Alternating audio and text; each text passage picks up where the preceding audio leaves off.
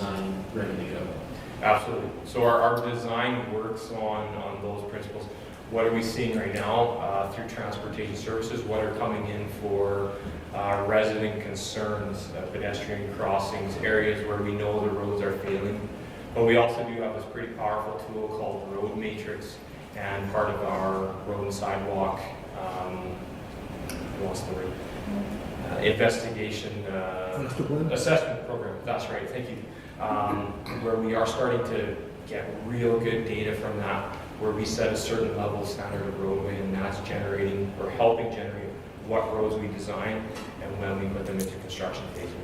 So, thank you. So I guess at the end of the day, what ends up in the 2021 street improvement program isn't necessarily what was designed in the 2021 design portion of the street improvement program. It's based on what needs to be done that year the most, and that's how it's decided what goes in the program, right? Yeah. Okay, thank you very much. On that note, go ahead. Yeah, I'd also just comment, I think this year is a bit of a unique year. Normally we budget in that $2.5 to $3 million for the street improvement program. But given the two projects prior to that budget, given Highway 16, that intersection, plus the pavement between 62nd and 75th, the street improvement program, at this point anyway, unless council directs otherwise, we went back a little bit in terms of the funding, and that's why that number went back. Traditionally, we'd be in that, I think we've been traditionally in that $2.5 to $3 million each year. Mr. Dorsey? Thank you, Your Worship. And even from what I understand of it, really some of these intersections and things were part of prior year street improvement program designs, but they're just being split off into their own projects because of the fact that we've got this grant funding, correct? Exactly. So our 44-62 intersection, as well as our 44th Street overlay between 62nd and 75th, those were designs that we had from previous street improvement program designs. So we were able to take those shelf-ready drawings, designs, and cost estimates, and work with the funding opportunities that were presented. I just wanted to speak a little more of that. I think that's very critical from engineering to be prepared, because as the city council saw and this community saw, we didn't know that we'd get the money that we received from both the government of Saskatchewan and Alberta and the federal government during to instill more infrastructure. And I appreciate that. I think we can all appreciate that. But they did make it very clear to us, and we've heard it over and over again, shovel-ready projects. So certainly I think that is key for our community to be ahead of the game as far as we can within reason, and stay ahead, because we don't know what next year brings. We can't see around the curve, but from the perspective that we need to be prepared to have shovel-ready projects, especially in the infrastructure side, because we're not sure where and when that money may come forward. But if we can take advantage of it, I appreciate having that ability, because the last thing I think this council would want, and I hope any future councils, would be to leave federal and provincial grant money on the table at any time. So I think that that's well appreciated. Councilor Thorson? Yeah, just to speak to Councilor Thorson's question, like typically in the past, for quite some time, our street improvement program has been focused on local in arterial road replacements, and anytime we had major work going on Highway 17, Highway 16, major collectors, college drive, those things, they would be separate capital projects on their own. But as city manager has already alluded to, the amount of work we're doing on Highway 16 and the overlay going on between 62 and 70 or 75th Ave, along with the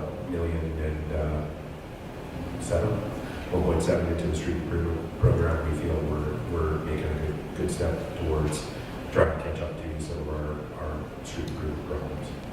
Thank you. Executive Councilor Check.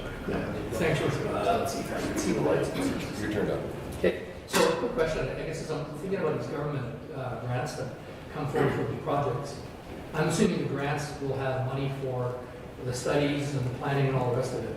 So if we've already paid in advance, do we return some of that money out of the project dollars back into reserves, or how does that work?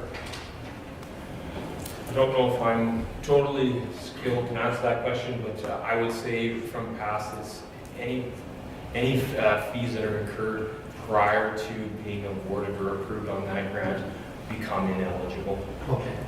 I think that's the term shovel ready. I think Yeah, that's I the would that just see the way downloading it kind that. of be carved with 15% of min fee off the Yeah, top. yeah. How do you do that? Good try, Counselor. I like the accounting. That's different from the worthy Counselor beside us. But you're right. I think that's the shovel-ready issue that the government has forced that issue where we took the other stance in the wastewater treatment plant and said we're not spending any money until we know that you're coming to the table. So I think it depends on the funding arrangement. Counselor Torson. Thank you, Your Worship.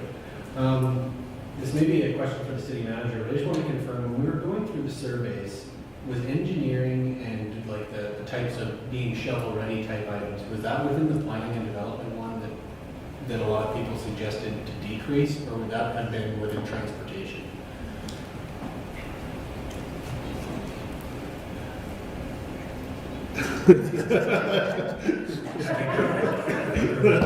Without knowing the exact background of the whole, I would say the maintenance portion was under transportation, and the capital portion, I'm assuming, was under engineering.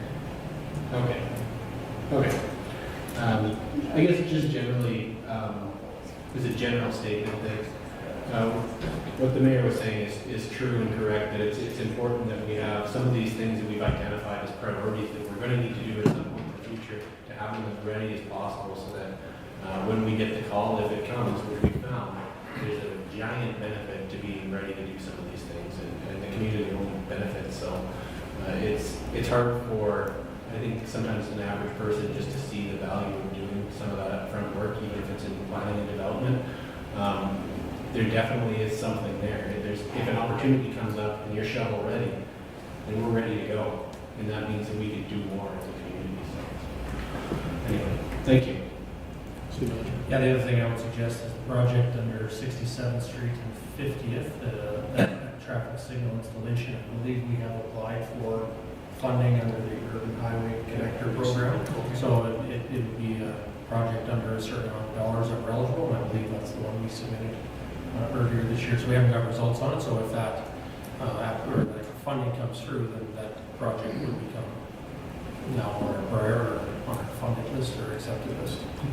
And then we would likely look to reserves if that project, if it was one of those that grant funding was available, that would be spent in the 2021 year. Yeah, I'm not 100% sure on the, if it was a 50/50 or if it was a 100% grant. I'd have to do the background work on it. So we do get that, but there may be a portion that we would have to fund. Council of the day will get to deal with that if that's the idea. Okay.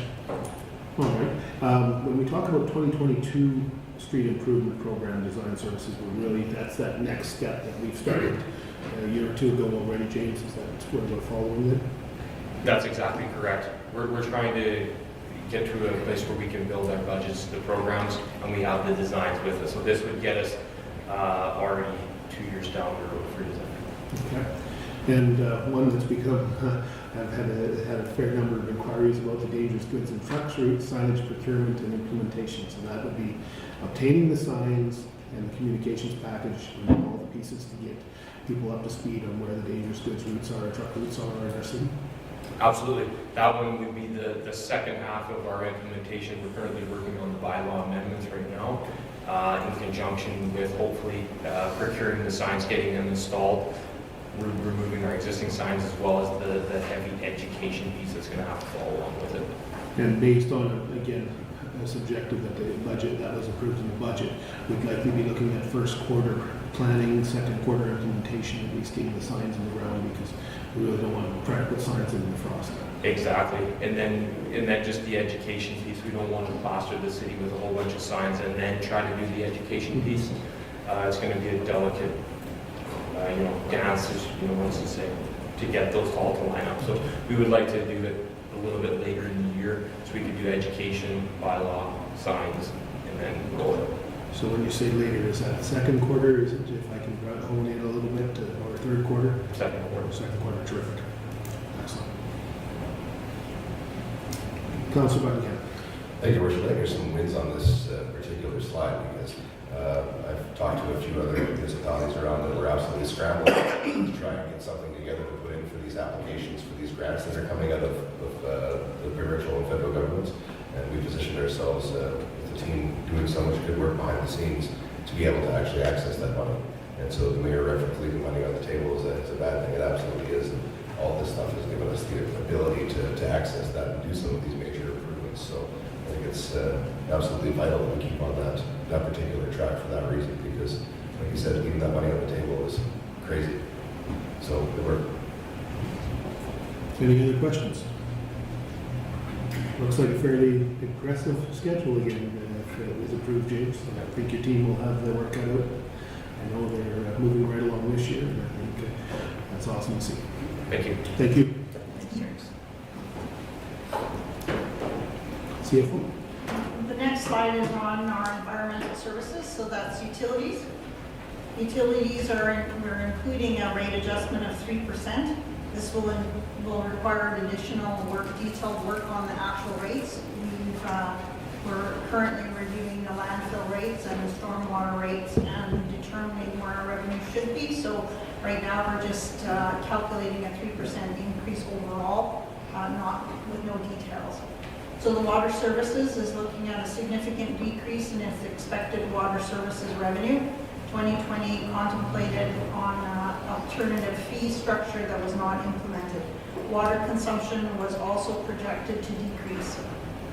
Expenditures for the water treatment plant operating is anticipated to increase due to increased demand on chemical consumption due to the quality of the water. Increase in chemical consumption is due to the low quality of the river water. Utility costs for river and Husky pump house is anticipated to increase as operations go back to normal. Waste services include waste, water, solid waste, and storm. Waste services operation expenditures and revenues are expected to have a significant decrease. 2021 curbside collection rates secured through public procurement are lower than originally anticipated in the 2020 budget forecast. Significant increase in anticipated in storm sewer operation expenditures due to the increase in repair work from storm sewer. A reduction in expenditures is expected for wastewater collection operations due to the decrease in the number of repair work for sanitary sewer. Expenditure reductions is anticipated in the wastewater treatment facility operations due to the decrease in budget for repair work. Should major repairs be needed, the wastewater treatment facility will need access to an operating reserve. Significant reduction in anticipated in source control revenue as the pollution prevention program focuses on education. Overall, environmental services revenues are expected to be 4% lower than 2020. Utility revenues have declined steadily over the last few years due to reduction in water consumption. An adjustment to the rate has not occurred to mitigate the loss in consumption, which has resulted in lower revenues. As previously indicated, annual transfers were previously reported under general government and now reflected under environmental services. And this accounts for the 37% decrease in surplus. We have added 3% within those rates, within those revenue rates now. The last rate increase was 2018.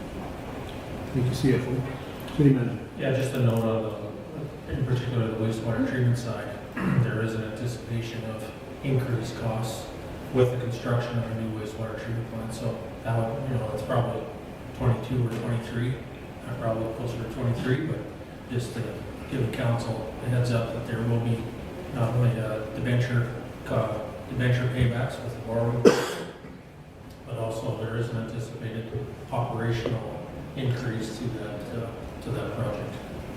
I'm not sure if the QIF does, don't know if we have projected numbers yet, but I don't want to specify numbers, but it is something we are evaluating through the construction of the new facility and how those impacts the operating cost. Just off the top of my head, yes, there will be the debenture payment that will need to be allocated there. Additional electricity, obviously, to run a mechanical plant versus a lagoon system. And then obviously factoring in the replacement of membranes, 7 to 15-year life range, depending on how our effluent impacts the lifespan of those.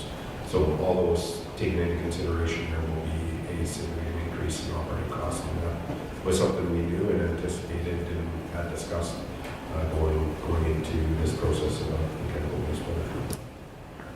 Thank you. Questions regarding Councilor Brennan? Yes. Thank you, Your Worship, and I will preface this by saying I could have missed it, but to me, it's new information that I don't know that I've ever heard, that we are suddenly more concerned about the quality of the water in the river and having an uptick in the chemical consumption because of it. I don't know that I've ever heard that stated before. Is this new? Not necessarily. I'll bring Jamie Hopko to maybe talk about the water quality, but as turbidity increases in the river due to large amounts of rains and overflow and overland drainage into the river, the water quality that we're pulling out fluctuates on a seasonal basis. And in order to accompany that, it's taking a little more chemical than we typically have used in the past. But I'll let the expert speak to it and pass it over to Jamie. Good afternoon, Jamie. Good afternoon, Mayor, Council. Just to answer your question, the river is changing water quality wise. An influx in storm runoff causes our water to come into the water plant more dirty, so we have to add more chemicals to treat the water and able to for us to stay underneath our permit to operate. So historically, the last 2-3 years, we've been over budget on our anticipated chemical costs. So this year for 2021 was decided to increase it to the last comparable 2 years. This is very in line with a more realistic number because you've been seeing that overage then. Correct, yeah. So I keep track of our chemical usages every month and then also compile them on a yearly average. And just the numbers are there to show that we do need to increase our budget for chemical costs. Yeah, I was going to say, Your Worship, when I went through the budgets with Jamie and Karen, Jamie's done a lot of good work on tracking how much chemical we've been using on an monthly, annual basis, and you can see that curve going up, and the cost is going up. Whether that's contributed to additional requirement for quantity, as well as additional cost for purchase. So that line is trending up, and really what we're trying to do is put in the budget what we actually anticipate to use in total. So, Absolutely appreciate that. I think that's very key, is that we go through this process annually to ensure that those budgets are met. And so it makes total sense when you got to do that. And of course, providing good quality water to residents is key to life. So you have to do what you got to do. And I guess I haven't seen that those chemical overages have been happening year over year. So I'm glad we brought it up. Makes total sense. Thank you. Councilor Belcher. Thanks, Bruce. I guess the other part I was thinking that I heard that our revenues for water had gone down. Did I hear that right? And yet we're selling water to ACE. So I'm just wondering whether that the sales that we have to ACE, I expect our expenses to go up because, I think at our prior meeting we saw what the profit was for the year versus the cost, and we were, after we recouped the expenses from ACE, we saw, marginal profit in there. So even with ACE coming on, that wouldn't have increased our revenues. Exactly. yeah, we're seeing an increase in consumption. That's the biggest factor related to that. Jamie can verify that, but the amount of water we're selling to ACE doesn't trump the decrease in consumption we're seeing across all the residents and businesses in Lancaster. Even prior to COVID, we were seeing a reduction in usage. So people are being more water conservative, are taking more into consideration water conservation. The AMI system is also targeting when we're seeing leaks, and we're trying to address those before those water levels get high. So there's been a lot of factors the water services team have been doing over the last couple of years to try and do that water conservation. Obviously, we're seeing a decrease in usage, and that decrease in usage obviously reflects decrease in revenue. Now, on the other side of that equation, our chemical costs are going up, and other factors are going up, cost of electricity and everything else. So it's a fine balance. And again, I revert back to the budget I went through with Jamie and his team, and looking at historicals. They do a very good job of tracking how much water consumption there is, how much electricity costs are, and what they've put forward is a budget that represents actual cost, or what is anticipated for actual cost. Because it's a lot of variables, and I think one of the things we heard in Ken ever gave the report, the percentage of our water that we're selling versus producing, like we're at the high end, so we don't see a lot of waste, I feel like, out in leaking lines and such, so we should be really, really tight in terms of knowing how much we produce, how much gets sold, and the return we get on the back end of it, because I think we're in excess of 80% of water being sold versus produced. I try really hard to remember that number, Don, Yeah, so I don't know the number off the top of my head, but you're right, our water loss across our municipality is very, very low. And that's a contribution to the amount of work that team has put into ensuring we know where all our water losses are going. Outside of that, we're still generating our profit margin on water being sold. Trying to look over to CFO, but we're still, whatever we're producing, cost to produce, we're still generating revenue. Now, that number is shrinking, obviously, which is why we're anticipating some rate increase to balance some of those additional costs and continue that on. Yeah, I was trying to wrap my head around that. We don't need to produce as much water because we're not losing as much. And in fact, the water we're selling is closer to the amount we're producing. So we actually should see a decrease in the expenditure side because we're not producing as much, and we should be closer to the, sort of netting out between what we're producing and what we're getting back in revenue. So, because there's so many variables in all this we're talking about, right? Ask Jamie, is there a correlation, Jamie, about your operating, whether you're producing 20,000 cubic meters versus 15,000 cubic meters? Is your cost variable equal? I know that's a tough question. Yeah. I thought our production would go down because we're more efficient at, we're not losing as much water. So, I mean, that, and when you mentioned there would be less. Our production goes down based on the demand in the city, how much water is being used within the city, or what leaves the water plant with the minimal leaks we have within the system should be accounted for on the water meter bills. So, okay, I think we're going in two different directions here, I think. I think we would have to do an analysis, Councilor, for you. Yeah, I guess as I'm here, there's so many moving parts of this all, right? Because I would expect we're producing less water because we're not losing as much. That's right. So I get that part of it. I still think it's not, I think I understand where you're going. I don't think it's proportional low for every cubic meter. Every cubic meter you don't produce doesn't necessarily relate to that cubic meter saving. So it's a curve. But if we don't produce the meter, we don't have a maybe cost Karen of can it. help us. I guess that's what I'm saying. Karen might be. Yeah, sure. Sorry. That's all right. No worries.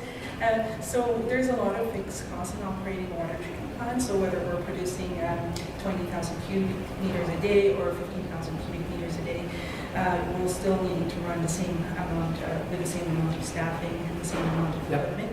So there's that piece, and then the other piece is that with the chemical consumption, which is the bulk of our increase for the water treatment plant, it does the quantity of water we're treating does play a factor into it, but the more significant factor is actually the quality of the river water that we're treating. Okay.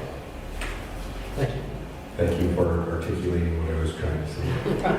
There's so many moving pieces in it, and when we spent a lot of time over the last 4 years talking about all these elements, and we're investing in new meters, and we're making sure water that's going out is accounted for in those pieces, and yet here we are, and so some of this is counterintuitive. Councilor Torson.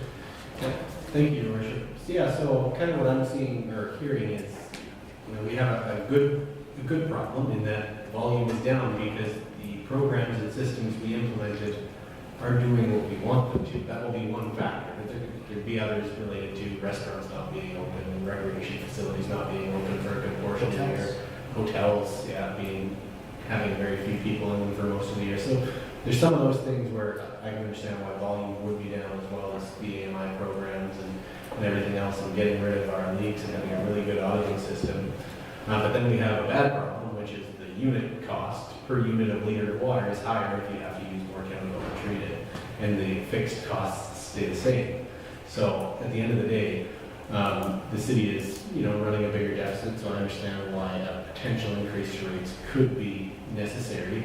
The other big picture thing that, and I've been saying this probably for the last 2 years is, things are going to be more expensive when the new wastewater treatment plant comes on. And we've known that for a while.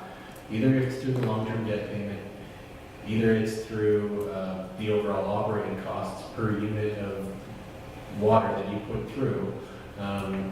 It's going to be more expensive. So then the question becomes is, do we, as a council, do you hold off on dealing with some of those things until the day that wastewater treatment plant comes on, or do you start paying for it so you have less long-term debt when you get there? So you take a little bit, or you do your increase now and make it reasonable, rather than having a steep increase in 5 years when it comes on, or do you make it reasonable and smooth the way that you've implemented your increase so that you can take that additional revenue and put it into reserve so you can reduce the amount of long-term debt you have on that facility, and that allows you to have some debt capacity to do other things in a few years when you may need to build some additional recreation facilities or something like that. So these are some of the things that I think about when I'm sitting here, and I can appreciate that administration's taken the angle in this case that maybe 3% would be good to deal with the per unit cost that we're seeing right now. And even if the volume does go up, the revenue may end up being there because we're not in the situation to the same degree we are this year. At least we're starting to tackle some of that not lack of reserve. We see we have a decent amount of reserve, but start to tackle some of the long-term debt before the plant actually gets built, and also start to buffer people into dealing with the increased cost of actually running that facility once it's built. So I get it, makes sense. I'd also have a question that is related to something else. Was it said that the wastewater collection fees are down, which is separate from what would be in your normal utility bill? Or the wastewater collection, yeah, that would be on the auditing type thing, correct? So the wastewater fees are, maybe I should let Karen speak to it, but the wastewater fees are connected to the water fees. Or are you talking The stormwater? 29,000 of wastewater collection, is that down from prior years? Oh, I think, yeah. I think that refers to the contracted services for wastewater collection. So we're seeing a decrease in the amount of repairs that we're having to do in our sanitary system. So we're expecting an increase for wastewater collection. Okay. To me, this was part of another kind of question, which is, did that mean that the grease beast did what it was supposed to do and that there's less grease being put down the wastewater system? It's more related to the condition of the infrastructure, and I think it's a testament of the good work that the city is doing in terms of replacing our sanitary needs. So we have had our water and sewer replacement program for the last couple of years, and we're seeing less amount of repairs that will have to be done in our sanitary system. Sir? Thank you, Your Worship. Did Leo catch that the grease beast didn't do anything? I was going to say the grease piece did its job. That's an award-winning grease. That's an award-winning grease piece, so that's we've got to take a lot of pride in that. It's a nice plaque for that Leo receives. So. Thanks. Any other questions? Councilor Buckingham. Thanks, Your Worship. Question, statement, I don't know what I'm going with here. Since the inception of the EMI system into our water, do we know how much money that's saved residents?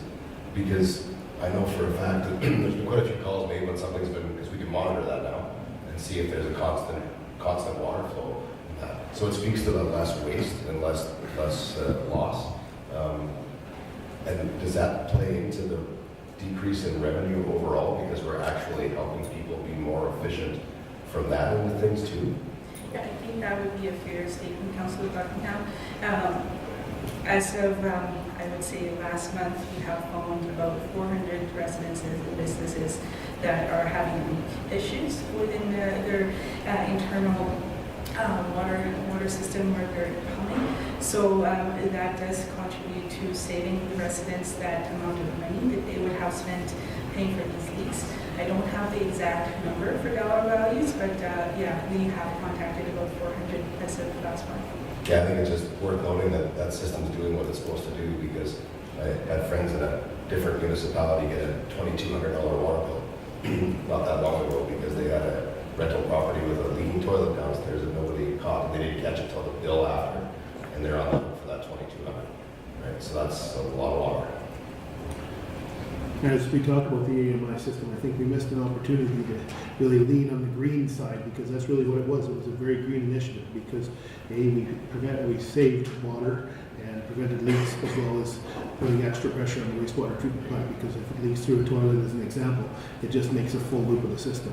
So I think that we kind of missed that now that I look back a couple of years later, but it was well worth it. But I think that the green side of that was, we didn't even consider the full value maybe that we could have at the time. But I think it's great work, and it's good to hear. On the water system, just a little bit more about the water audit, just because people will ask us, I'm sure, how often do we do a complete water audit of our system? We know how much comes up from the river, what goes through Jamie's facility, and what actually gets billed out. Do we do that monthly, quarterly, annually? I believe we do it on an annual basis, but we usually Annual? Thanks, Keith. Appreciate that. No, that's terrific.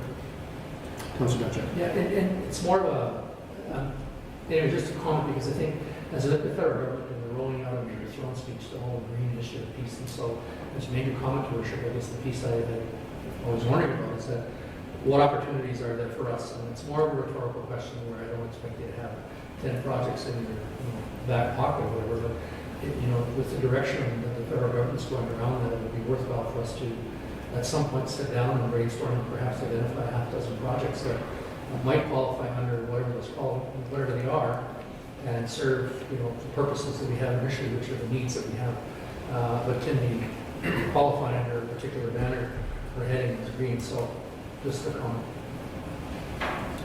To speak a little bit to that, we've got a number of projects infrastructure-wise within the plant that we're replacing, in some cases because of age. We've seen last probably 2 or 3 budgets that we have equipment back from the 1980s, 20, 30 years old that we're replacing at this point, and there are grants available. And as you'll see later, we've got 3 or 4 projects that we're trying to apply for the AMWWP program, which is an Alberta municipal wastewater and wastewater program. So we put some application there. We're eligible for a certain amount of percentage of our population based on our the Alberta side. So we are looking at some of those, and we are looking at the green infrastructure grants, whether it's some of them in storm sewer, some of it in water, some of it in wastewater as well. And I'm just thinking back, Husky was initially being built, one of the pieces was looking at piping off their hot water and steam to heat parts of the city and our buildings and whatnot too. So that's those projects and designs are probably long gone and eaten up by moss at this point. But that energy is there available, and would that qualify? That's just small at the top of my head. Any other questions on the operational side of the environmental services? I guess we'll move us forward, CFO onto capital, and then we'll see where we stand. Please.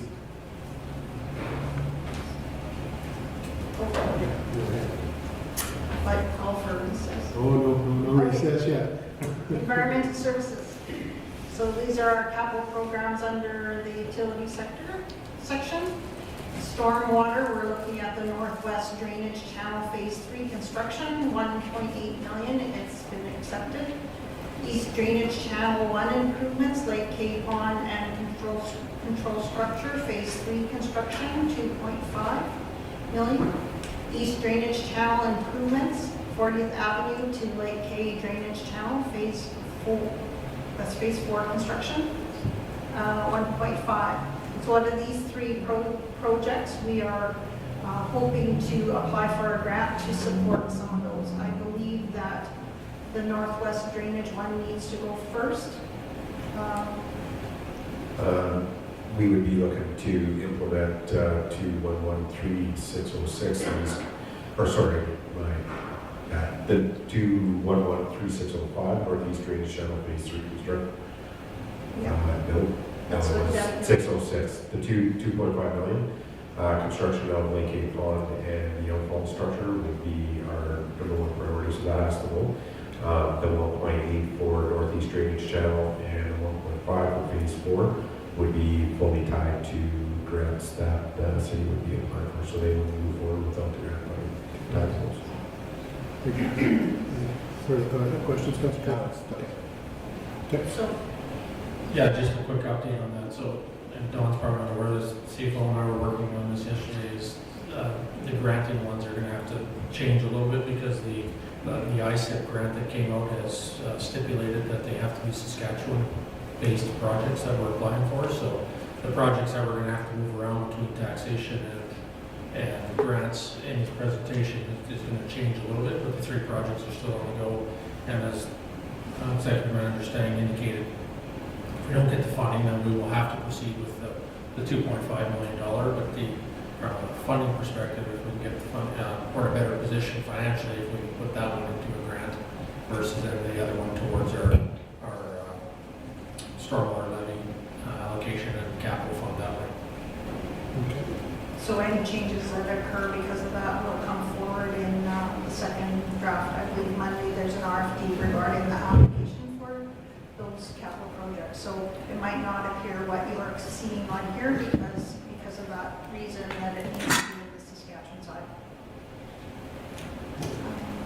Councilor Buckingham? Okay. Yeah, not all the projects that have come with Saskatchewan funding have indicated that they've been pretty flexible with Saskatchewan Alberta. This one in particular, though, has indicated Saskatchewan funding needs to be on the Saskatchewan side. A stormwater overland drainage repair, 51,000, and it was accepted. Solid waste services, landfill, historic landfill closure remediation, 835,000 was submitted and approved. GPS unit for the compactor, 120,000 was deferred. Integrated solid waste management plan, 100,000 was accepted. Transfer station and waste scale, 500, did I miss one there? Transfer station and waste scale, 500,000, 50,000 was accepted, I believe, to do the design portion, and then 450,000 is deferred.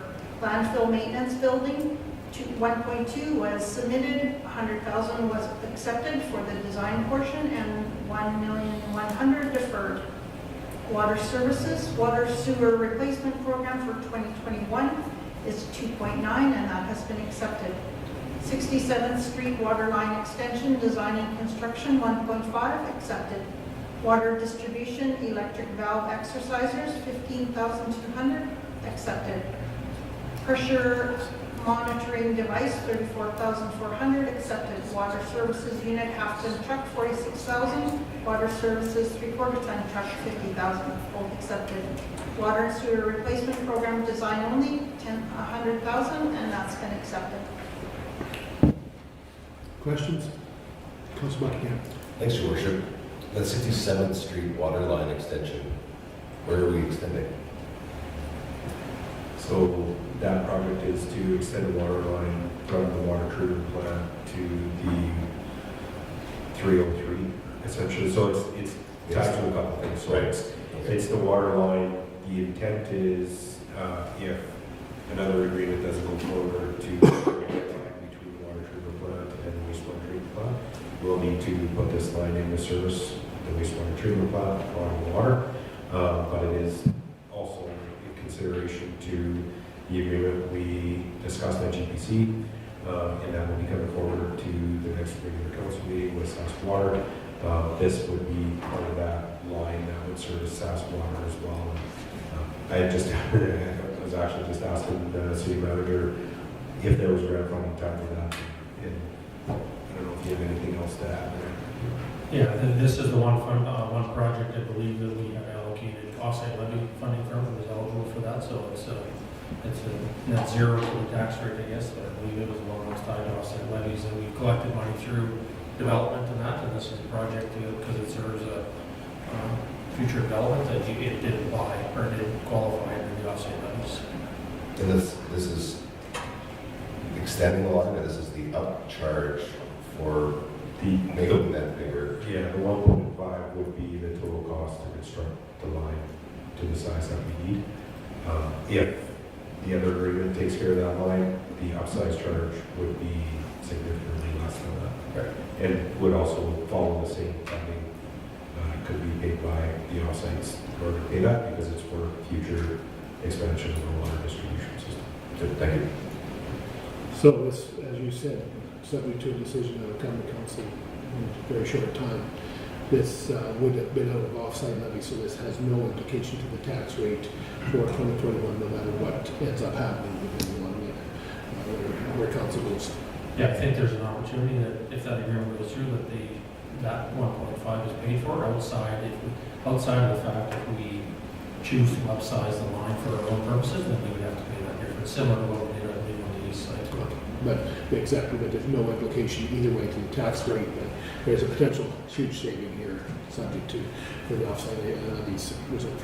The one caveat would be that if that agreement and the construction would be delayed longer than we would need, we may have to construct that and recoup that cost from the agreement. Okay. Okay. The electric valve exerciser, we have one already, do we not? And this was the second one, or is this a replacement? I'll get Keith maybe to come and speak to that. From my understanding, it's to improve the one we have from a safety perspective. Okay. Happy with you. Good afternoon, Mr. Chair. Good afternoon. It is the second one that we're looking to purchase. Okay, is the first one still a gas-powered one? No, the first one is very similar to what we want to purchase. And again, the first one is actually over 10 years old, works very well. Just want to increase our equipment. Okay. Keith, why is it important to exercise the valves? I think that's what somebody's going to say, well, what is this thing? It's not a gymnastic piece, but can you explain it and why we have to exercise the valves? So you want to exercise all of our valves in the city so that we know that they work in the event that we pair on the distribution system. So if we pair them, we can reduce our water interruption cycles. So instead of having 2 blocks, maybe we just have 1 block that has 1 interruption. The valve turner also reduces repetitive motion injury with our staff as well. It also reduces the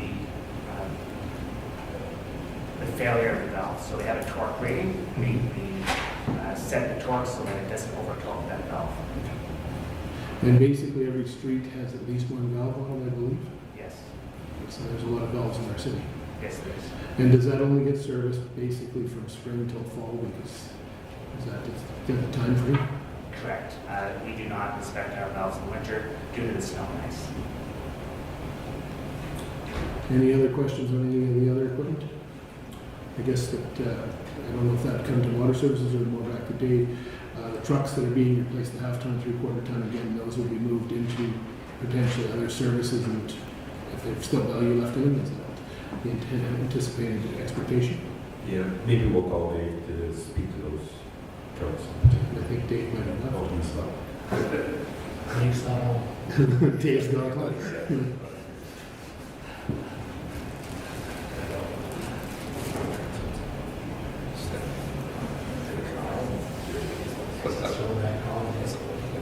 Yeah, I was just confirming with them down there. If they're in water services, this means they're due request for additional trucks, so Karen or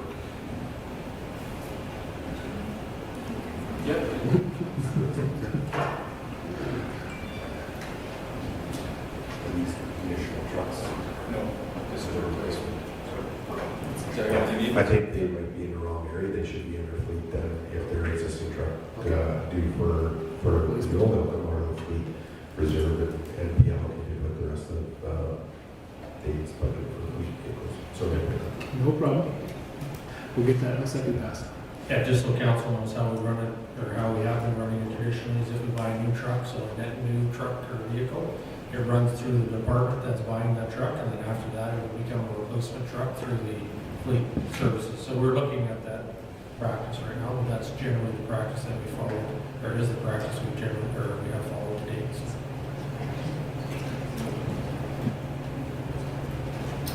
Any other questions on, and again, the design is just simply trying to stay ahead of the curve with the $100,000 that you're asking for plan for the following year's construction. Yeah, a lot of that work happens after kind of budget deliberations and before year end is where we use some survey and stuff up front, but a lot of that cost comes in that last quarter of the year, and this is us funding to be able to do that. Any other questions? I think we're good to go on. CFO, thank you. Second page under utilities includes, starts with the water treatment plant. We have a chemical feed system, carbon and lime listed there. They've been submitted and both of them accepted.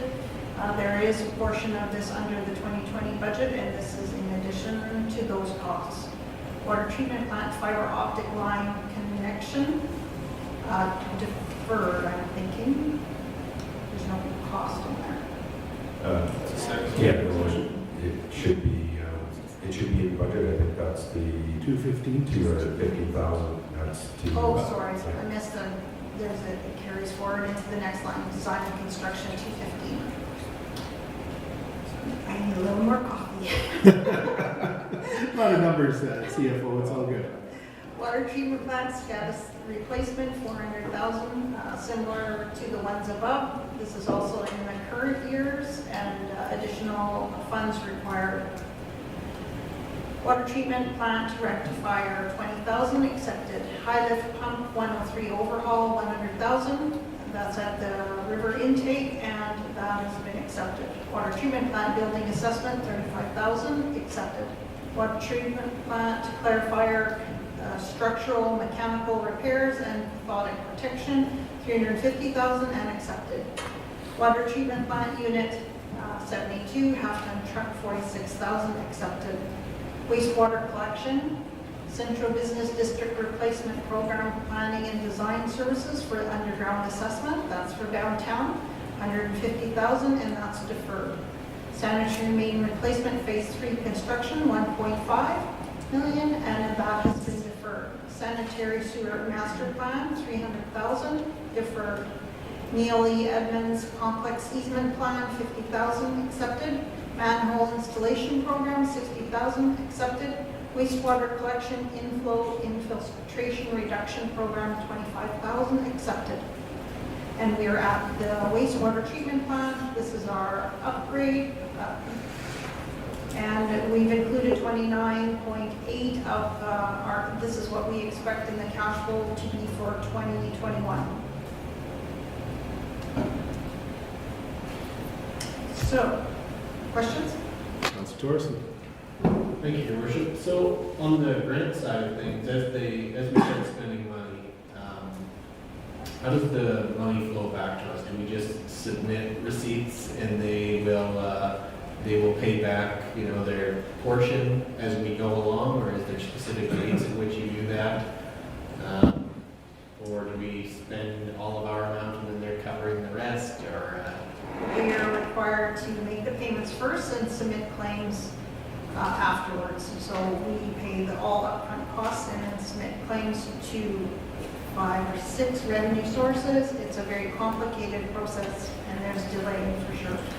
Because I know that when we were looking at the revenue side of things, there's obviously some of the wastewater treatment plant funding that we already have secured, and there was portions of it that we're hitting this year. Do the portions of it line up pretty well with 2/3 of this? I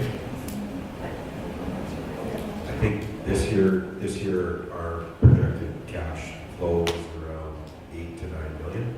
That was in our budget, and through valuation, design, and procurement, we feel like we're pretty close to being on track with that. But what this is projecting in 29 is our cash flow required for 2021 construction season. So as we start buying, purchasing, and doing construction, obviously 2/3 of that would be funded as long as their reimbursable costs, which I don't know what would be contributed. So some of the items that may not be allocated for that funding would be off-site servicing, so the water line for the water treatment plant. But that's not part of this 29. The fiber optic, which is up there, is another one outside. That's not included in 29. So that 29,800,000 is what we're projecting for cash flow, and should be 2/3 funded by the. Yeah, and that was the question, was did we project that the amount of funding we're getting from those grants that we have at approximately, let's say, I don't know, 18, 19 million-ish, 20 million-ish that we're taking in this year? Yes, we are. It really is kind of complicated and dependent Yeah. on what type of expenses come in, but that's what's in the budget. Sure. Yeah, thank you. And we tried to match the budget to the cash flow projection that we worked out with both provincial governments and the federal government, so that's how we budgeted. So depending on how the construction, if things go really well, it could be higher than this, it could Yeah. be lower than this, depending on obviously, we're not gonna stop construction if we have good progress, and it's gonna be higher than that, but obviously council will be aware of that, should there be a change to those amounts. But it is matching up with the agreements that we have with that we submit to the federal and provincial governments. And tied to the validation report that council will do here, obviously. Any other questions, Councillor Christine? Yeah. Thank you, Your Worship. Just one of the things that was on there that we're deferring to another year is Central Business District Replacement Program, the underground assessment. So I was just curious on that one. I don't know for certain, off the top of my head, every little detail of what was in the dark. But I imagine that to start moving forward on a lot of the stuff within the dark, you would probably need to take care of a lot of the underground stuff first. But to take care of it, you may need some level of assessment done before you can even start on doing any of the design work or any of the other things that you're going to do. So I guess it's one of those items that, you know, of the 150, to be ready to take some of those other steps, you may have to spend that 150 sooner than later on the underground assessment. Otherwise, we're essentially saying that a lot of what's in the dark isn't a priority if it is step number one to get anywhere else. Councillor Monroe? Or City Manager? Yeah, this is one we definitely had, a little trouble with, but at the same time, we have money budgeted in the 2020 budget. It just wasn't enough, and so this is expanding that role, and so I think what we're trying to do, have to go back to the conversation on this one in particular, but is utilizing the 200 we have, try to get as far as we can, and if we needed more money, we would have to come back to council, or potentially it would be still ongoing in 2022. So this one, this year we're certainly looking at underground, and I believe engineering came back to Don through to the executive manager and said, I think we need to take a little bigger approach to this. Don, on that. Yeah, you're hitting the nail on the head. So when we had first anticipated going into 2020, it was strictly to start looking at doing the underground, similar to what we do with our water sewer replacement program, just looking at what's in the underground, start developing plans to do that. As that project evolved, there was additional scope that was determined to be required. So two things. One, tying it to looking at cross feeds or cross contamination on the lines in the downtown area, as well as taking the overland or the transportation sidewalk network and overlaying that into the program as well. So when we first took a look at it last year, it was just an underground perspective. Now it seems to be we've expanded that scope significantly. So I think why it's being deferred is we still have some funding to spend there, and I think we start the process of figuring out what we're trying to accomplish and how we're going to go about that. If we do find that we do need additional funding, then that's something we can come back to council and ask for at a later date. So it's not that we're not moving forward. It's maybe we are narrowing our scope for 21 and focusing on what we need to put together for a comprehensive plan for the entire downtown. Does that make sense? Yeah, no. I thought you were saying something different, but thought that you're good. Thanks. Councillor Monroe? Yeah, similar to that, comments that Jonathan made, but also with that, is there, I guess, validity in delaying it as well, because for our transportation services in terms of whether a couplet, future development in that road, would that affect us in any way either? Not necessarily. I think really what we're trying to integrate in is the DARP has a vision for what the streets and sidewalks and the profile of the road would look like once completed. When we're going into a water sewer replacement program, we're going to have to remove all that infrastructure, and when we go to put it back in, we want to put it back into what the actual DARP is asking for. So kind of trying to integrate those two was a little bit of an oversight when we first took on the underground project. It was just to use the underground, but I think we have to look at it from a bigger lens and determine what all needs to be done in the downtown and how we start putting those plans together and how do we section those off. So I think taking 21 to evaluate those processes and understand what we want to do from a big picture perspective makes the most sense. Now, again, if we had that money, we could essentially do more, but it was one of those things where when you're looking for areas to find efficiencies, it was one that we thought we have some money already. Let's proceed with what we're trying to accomplish, get a bigger picture, and then if we need additional funding, that's something we can look at that time or until. Makes sense. Thanks. That's totally. Thank you, Your Worship. I guess just at the end of the day, if administration feels they already have the resources to be able to get it rolling, then that's one thing where I'd say, yeah, well, absolutely, we wouldn't add another 150 to the mix if you already believe that you have more or less the resources to get moving on it. But if not having that 150 is going to stall you out so that that report sits on a shelf and collects dust, then that would be, a pretty big disservice to the community in the downtown. So what I believe you're telling me is you got enough to get moving on it and to at least get the ball rolling on getting something done in a meaningful way. I think what I'm trying to say is if we take what we have and we assess where we're trying to go and develop a plan for that, we would have some funds for that. But if we're gonna, what you're saying, we wouldn't be able to do any meaningful unless we really shrunk it down to a portion of the downtown and focused on all those layers. So we wouldn't have enough funding to take what we have plus the 150 to do the underground, the modeling, the sanitary crosses plus the surface improvements. We wouldn't be able to do all of that for all of downtown with the funds we have. But what we can do in 21 with deferring this is take an assessment of what are we trying to accomplish in building that, and then RFPing it later in the season, and then look at adding money in 21 to complete the overall arching plan. I don't know if I'm confusing. You're telling us you want the project done to a full capacity, but we need $150,000 in addition to the $200 we paid this year. Thank you, City Manager.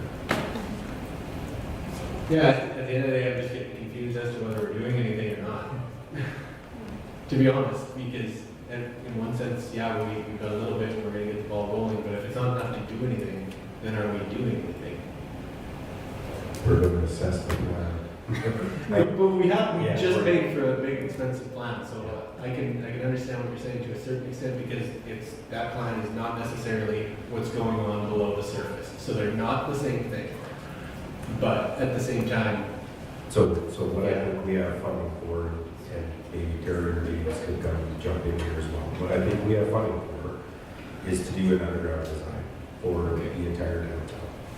But that only gives you half the picture of what we're looking for from an overall perspective. So if we need to, if it's, it's important that we bring it all together. And at some point, we're going to need to do that. In order to do that, we need the 150,000. So what we could do is start the process with the funding we have to start the underground, and not do the additional modeling plus modeling would be included in the underground, but taking the additional scope that we added after the 200 was approved and defer that to 21 and then integrate the two together. So we are doing a little bit of work, but it's not the whole plan. okay. At the end of the day, This is a question for the next council to actually decide on, but it just, to me, we took $200,000 worth of taxpayer money one way or another last year to begin that process of what we're doing here, but now we're deferring that other 150, which to the outside looking in might look like, even though we've already taken, we'll say $375,000 worth of tax dollars for the DART, if that was 175, I can't remember how much it was. Maybe that was the first time it came around. And then you're saying we asked for 200 this year to do an assessment similar to this, but it was important enough to take, or to ask for that in terms of tax dollars, but then not important enough to finish through the process for the 150 without deferring it for another year. So that's where the outside looking in might look at it like that. I understand that. What I think council needs to understand though is the reason there's additional funding is because that project went from one thing to another thing that was much larger. Yeah. And we can still do the thing we had anticipated with the funding we took and then integrate the other piece in at a later date, or we can do it all right now. Okay. So that's the decision. Do we do it all now or do we do it into two components as we move forward? Terry, is that a fair statement? Yeah, you're pretty much bang on there, Don, for sure, second manager. In this year's budget, in 2020 budget, we have money to do the underground assessment side of things. This 150 came about as part of, actually we tendered this out and we, in that preliminary analysis with the tendering, we got a question on whether we had actually enough budget at the time. And that, so scope creep kind of went down a little bit because of it.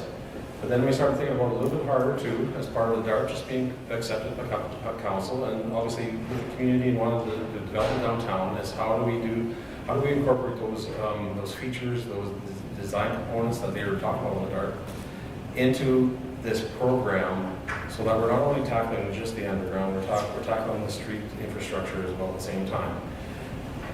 We don't portray it. Yes, we can still do the underground and then do the surface works, but both have to be done before we actually come up with a program, I guess, in all reality.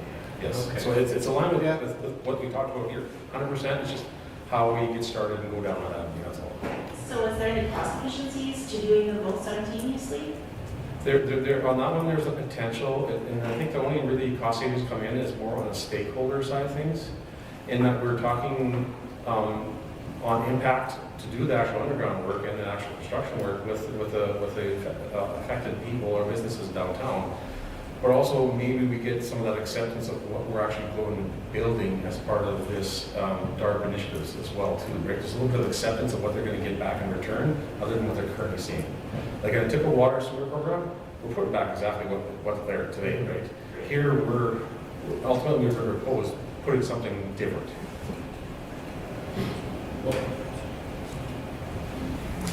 CFO had a comment. Hand was up. Perhaps I could have given council a preamble to the capital work.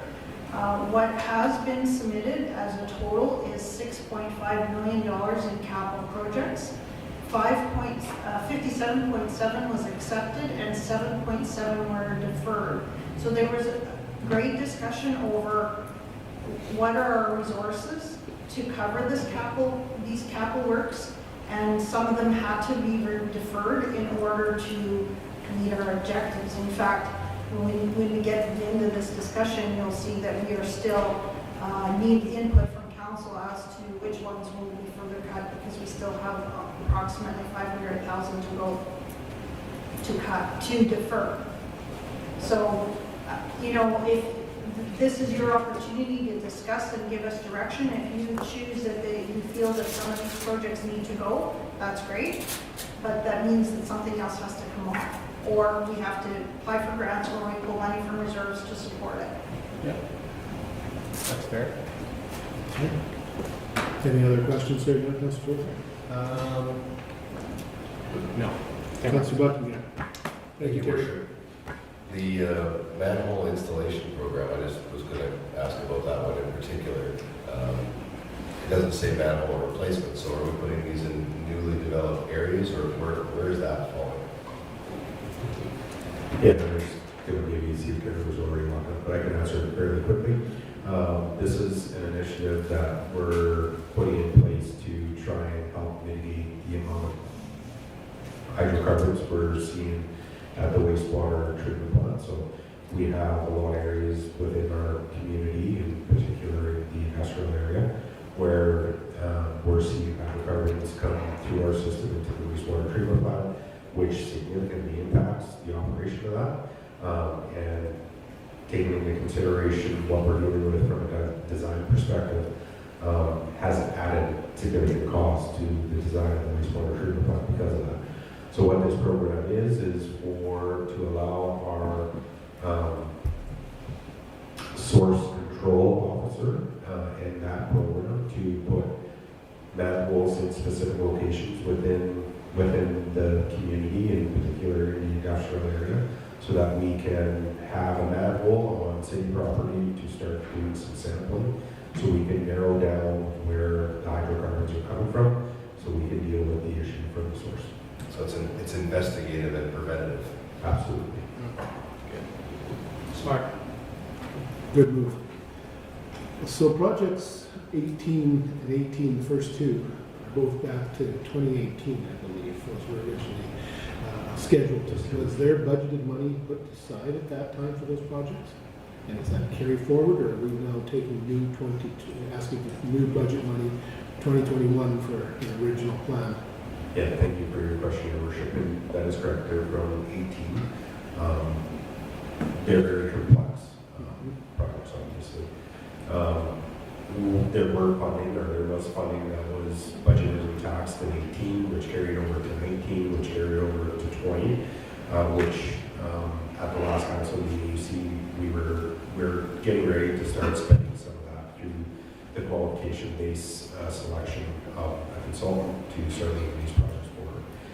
Based on our preliminary analysis with some work with consultants to give us a rough idea of what these systems are going to cost, we developed a submittal for additional funds, because the funds we had allocated back in 2018 that have been carried over for the last 3 years just isn't going to cover the construction and material acquisition. So these are the funds that we feel we need to have in addition to the funds we have in 2020 in order to get these projects off the books.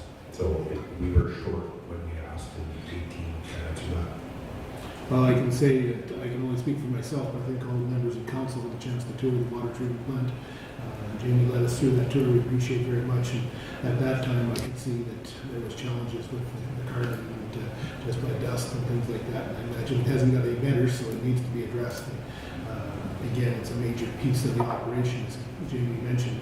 Our chemical costs are up, and this might help improve the efficiency potentially, but there's safety issues and questions around there, and we'd like to see it done.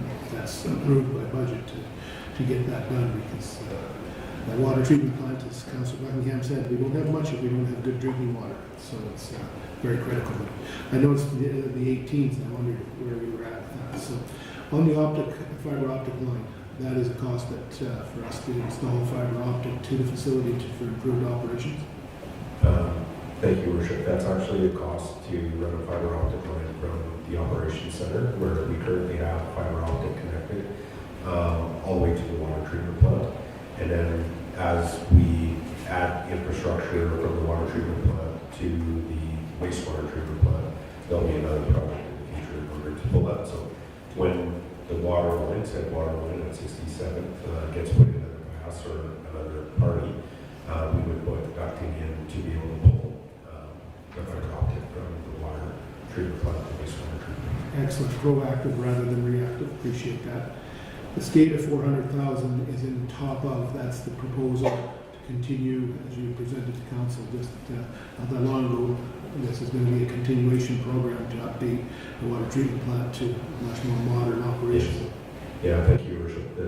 The 400 that's in the budget again was a shortfall from what we asked for when we originally brought that project forward for consideration. I do believe there are some funds in 2020 which will be used to bring a consultant in and help evaluate the current system. 400,000 in 21 is part of the design, and I think even a portion of potential replacement of some of the components. But see over the next couple of years is money every year to get that system completely changed out to a new SCADA system. As you know, Jamie's talked about in the past, it's very old equipment that we have trouble integrating in. It's the lifeline of the whole water treatment plant in order for those operators to maintain and operate at an efficient level. Okay. Rectifier replacement, or are we purchasing a new rectifier? No, I'll maybe call Jamie to explain that. So there's some requirements there in regards to shutdown as well. So we're only allowed to shut down to do this work if we're approved by the Wastewater Security Agency, and I know Jamie's been trying to work with that. There is a bearing, I do believe, that needs to be replaced, and while they're going in to do that work and while it's shut down, they're going to go in and replace all the cathodic protection and other things, so we don't have to shut that clarifier down again. So there's, again, a lot of complexities. We need approval to shut our clarifier down from the regulatory body. While it's down, we're going to do what needs to be replaced plus cathodic protection and everything else. Okay. The half-ton replacement, or is that a new addition? That's a replacement. So that one would likely end up going to fleet as well. Okay. Okay. Yeah, for wastewater, we've kind of discussed that already at length, and certainly from that perspective. So that, what you're showing right now, what we presented today, is there is no sanitary replacement plans in 2021 currently. The sanitary sewer main replacement program. Yeah, Yeah, there's 2.9 million allocated. On the previous page. Yeah. Oh, on the previous page. Oh, if you okay. scroll- Oh, through the, right, as a project. Gotcha. Okay. Fair enough. Fair enough. Yeah, underwater, we're looking at 2 or 3 blocks west of what we completed this year, Gulf Street. Okay. I think the 54 Avenue. Okay. Other than the wastewater treatment plant, which there's no question that's got to be spent. So I have no further questions. Anyone else have anything on this? CFO, you can move us to the next page, please. The next department we're looking at is rec and culture. Oh, actually, maybe we should entertain a motion for a quick recess. Councilor Buckingham, seconded by?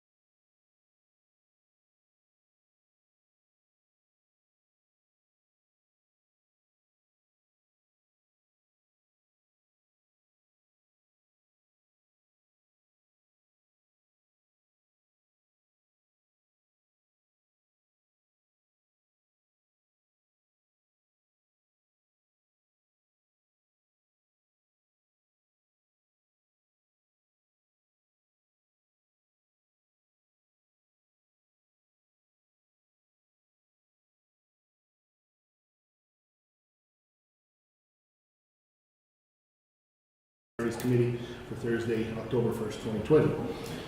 Through the city manager to the CFO, please carry on. So we left off with the operating expenses for rec and culture. So rec and culture services, we have inflationary increases. Aquatic centers, we have an increase in utility efficiency by updating the lighting fixtures for the LED during the annual shutdown. This will increase the lifespan of the electrical assets. It includes reducing revenues, but increase in utility costs for power and materials. Under the arenas area, we have minimal to no increase in operating budgets while maintaining current service levels. Facility assessments to be completed on the Russ Robertson and Archie Miller buildings. The Lloydminster Culture and Science Center, the operating budget increased due to overlap of operating 2 facilities in 2021. And the LCSC will relocate to its new location with an anticipated opening mid-year of 2021. Lloydminster Golf and Curling Center, slight increase in contracted services and materials, otherwise just inflationary costs. Lloydminster Golf Course is requesting an assistant greenskeeper in order to alleviate the workload and ensure succession planning. Plant operators adjust some expenses down to better reflect operations and increase materials by $16,000. Programming and events, Canada Day celebrations planned for celebration in 2021 if allowed, but for the most part adjusted revenues down due to pandemic. Service Sports Center, minimal to no increase in operating budgets while maintaining current service levels. Reduced revenues due to pandemic. Some increases due to adjustments in internal costs for building maintenance. The next item on there is the Parks and Green Spaces. The 2021 operating budget for Parks and Green Spaces only changed relative to inflationary costs, some utility increases and materials. Otherwise, it's ensuring current service levels will be maintained. The Legacy Center has minimal cost for maintenance of building. Increase is strictly inflationary. The library area, the library allocation was increased by 2% and established an allocation to reserves. Since we submitted this into the budget, we realized that there is a change in that number, and it should be 2% in the grant from 20 to 21.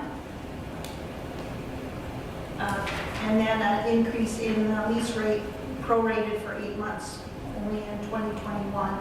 So the number put forward in the second presentation will change this number of $915,000 to $945,000. Vic Juba, the contribution to the Vic Juba has increased 2%. We have established a small amount to go into reserves also. Overall, the rec and cultural services in 2021, we're expecting a 0.6% decrease in revenues. Admittedly, it's challenging to predict what normal may resemble or what normalcy may resemble for our recreation facilities in the future. Additional expenses include new lease costs for the LCSC, annual transfers to reserve, and a 2% inflation increase for operating grants for library and Vic Juba. Councilor Dutchuk. Yeah, so back to the golf and curling center, I guess, the imminent retirement of a person who's doing the greenskeeping and the suggestion of the mentoring and the overload of the work. So 2 parts to it. One, are we anticipating hiring a second person primarily because of the work overload, or are we hiring it because of the replacement for the greenskeeper? And if it's for the replacement of the greenskeeper, do we need to have a person there for the full year? I mean, there are people looking for work all over the place, and so I'm just trying to wrap my head around, is this workload, is it mentoring, or are we trying to fit it all into one, or what are we doing here? Yeah, thank you, Councillor. It's actually both. Although retirement isn't evident for the existing manager, Okay. eventually, excuse me, eventually there is going to be a time where, sorry, I have something where he's going to move on. We need to start looking at succession planning for that. And then on top of that is the workload. So as a manager of LG, as a manager of the greenskeeper in the golf course, he does a lot of on the ground, hands-on work.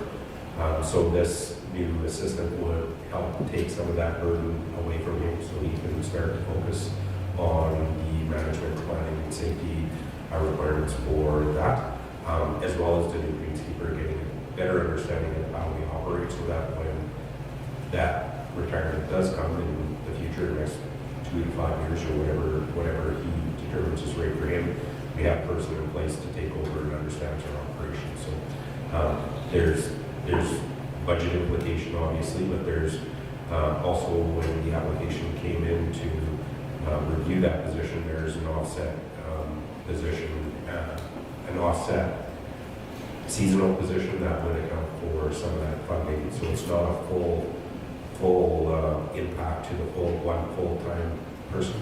And this, what we would be looking for is a full-time, year-round position that would help start the planning in the winter as well, and then executing the summer. So that person, so it'd be an assistant, then not a greenskeeper and, or? Yeah, we could call them assistant groundskeeper, but they would essentially be helping to keep the grounds at the golf course. Who's next? Go around. Councilor Butler. Thank you, Worship. When it comes to recs and culture facilities in our city, have we taken a shot at guessing what our expenses are going to be related to the extra sanitization and all the things that we may have to carry into 2021 in those budgets and adjusted them accordingly for that, because it doesn't seem like it's going away anytime soon? We budgeted for back to normal, essentially. Bring Joel up to kind of speak to what's in his budget, but the way we looked at it was budgeting for a normal year. We have increased costs this year, and Joel can speak to those a little bit as well. I think we increased our hours at the Service Sports Center in particular to cover some of those sanitation costs, but as far as budgeting into 21, we took anticipation of being a normal year again in that budget process. I'll pass it over to you. It looks like you may have had Yeah, I think Executive Manager Don did a pretty good job explaining there.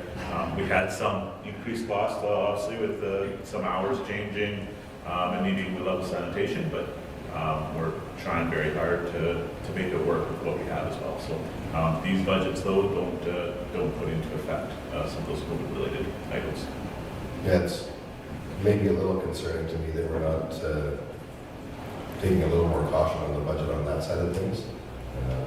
I would rather have it in there than have a bunch of overruns, but maybe I'm way off base, but it's just something I was thinking about as we're looking at rec and culture. Councilor Torres. Thank you, Worship. I think the question I have is kind of in the same vein, because if I understand right, that budget 2020, that was adjusted for some COVID-related closures, correct? Because that would have been adjusted at May when we were collecting the mill rate, or did we not adjust the budget on the recreation side at all? We did not? Okay. So then anything that, we would have saved expenses through the year, but then I guess you would have higher expenses through the end of the year, but then your revenues overall would just be down for the year. So I can understand that pushing it out, looking out 6-7 months or something like, or once we get into the new year, that, I don't think it's unrealistic to say that it's probably, it could come out in the wash just as easily as it could be a significant increase. But knowing that, you've adjusted on the revenue side, correct? So we should be, I think, in the ballpark. And if worst comes to worst, then you may have a little bit in reserve to be able to cover any of that. But I don't think you can plan for another shutdown necessarily, because we don't know when or if that's going to happen. So I think going with something that was very comparable to a normal year, the city manager and the IMT have the ability to make some changes so long as we're still in a state of local emergency, which I don't see ending anytime soon, so I think that this is the right approach from my perspective. City manager? Yeah, I would suggest, similar to what Councilor Thorson just indicated, we would have an opportunity come March, April, or April, May, when we set the tax rate, that if things are way off course at that time, we can make some adjustments at that point.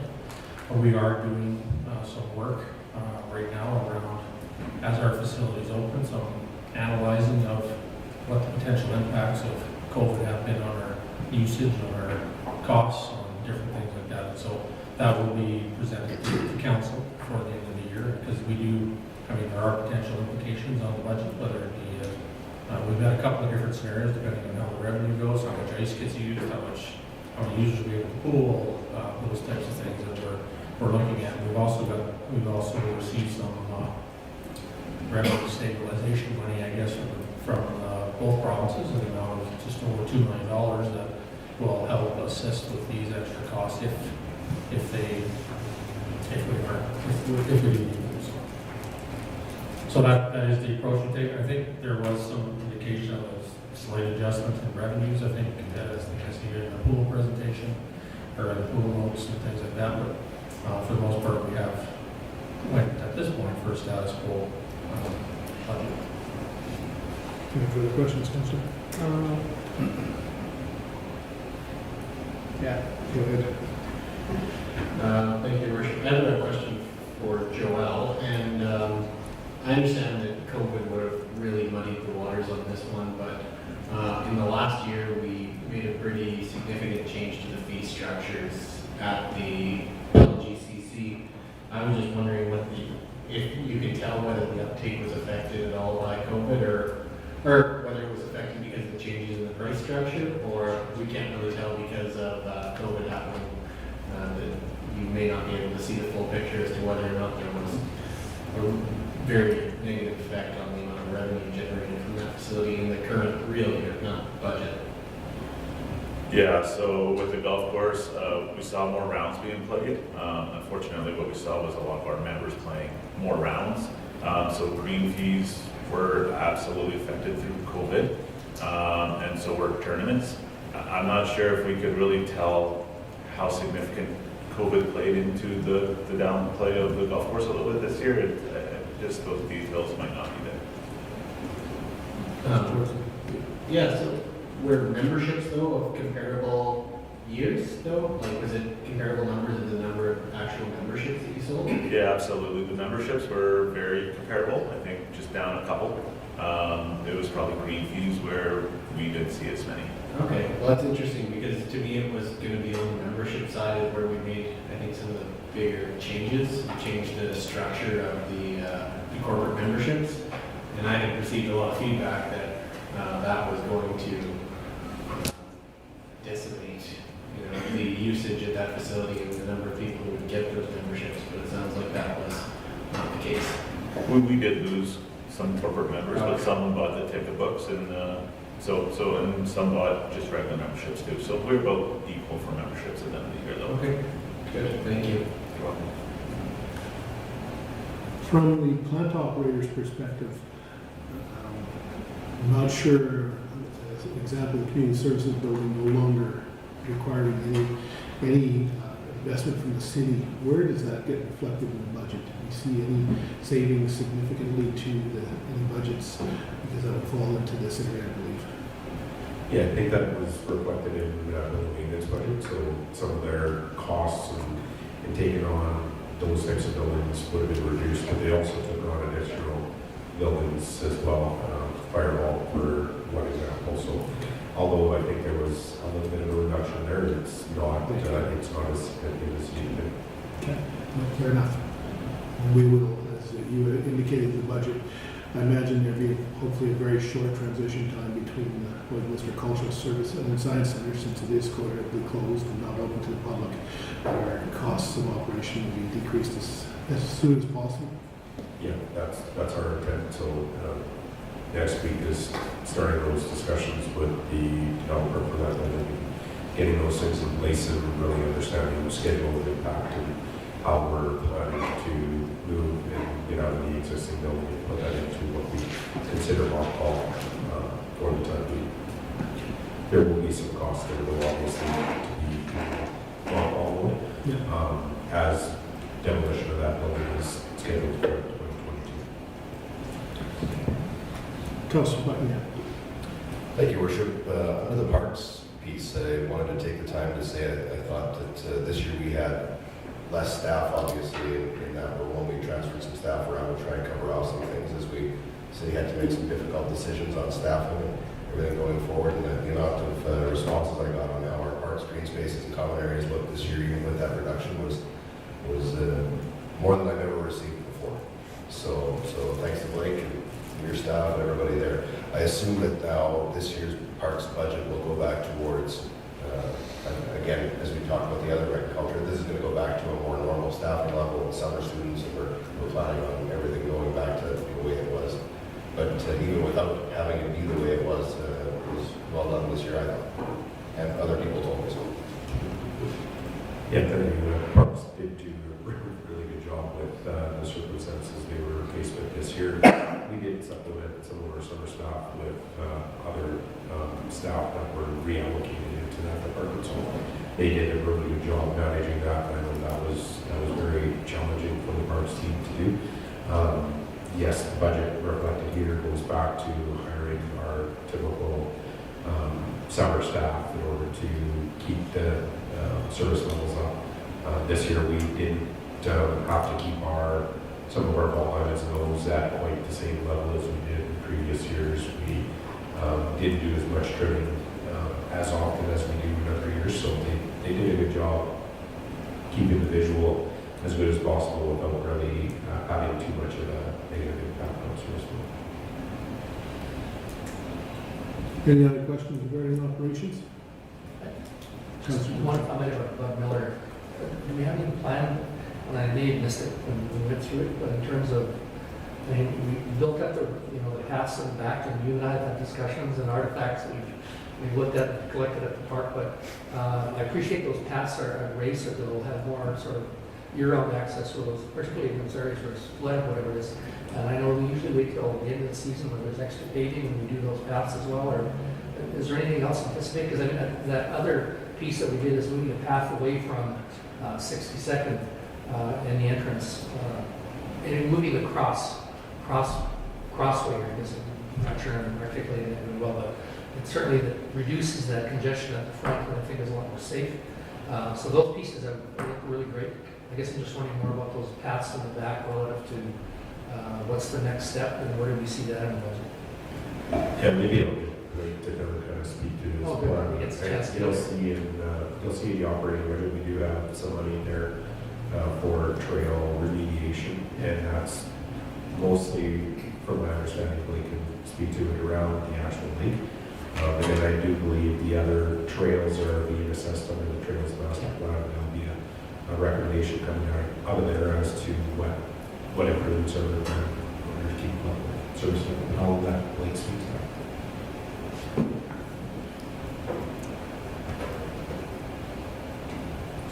So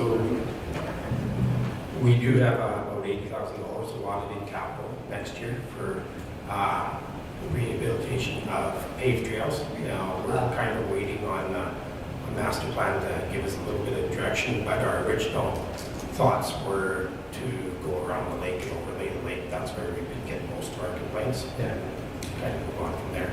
So as for the trails, and you're talking gravel trails? Yes.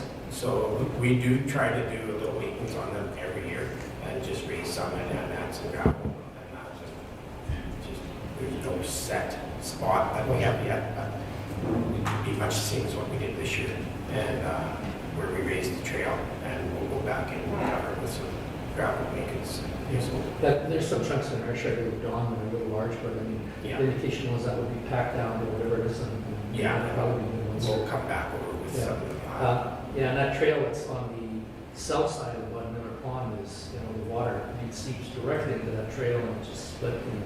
I'm not sure what the solution is, if that's long term, but I think that's probably going to be one of those pieces you keep coming back because the way the water will drain onto that trail or underneath it. And And that's around the lake.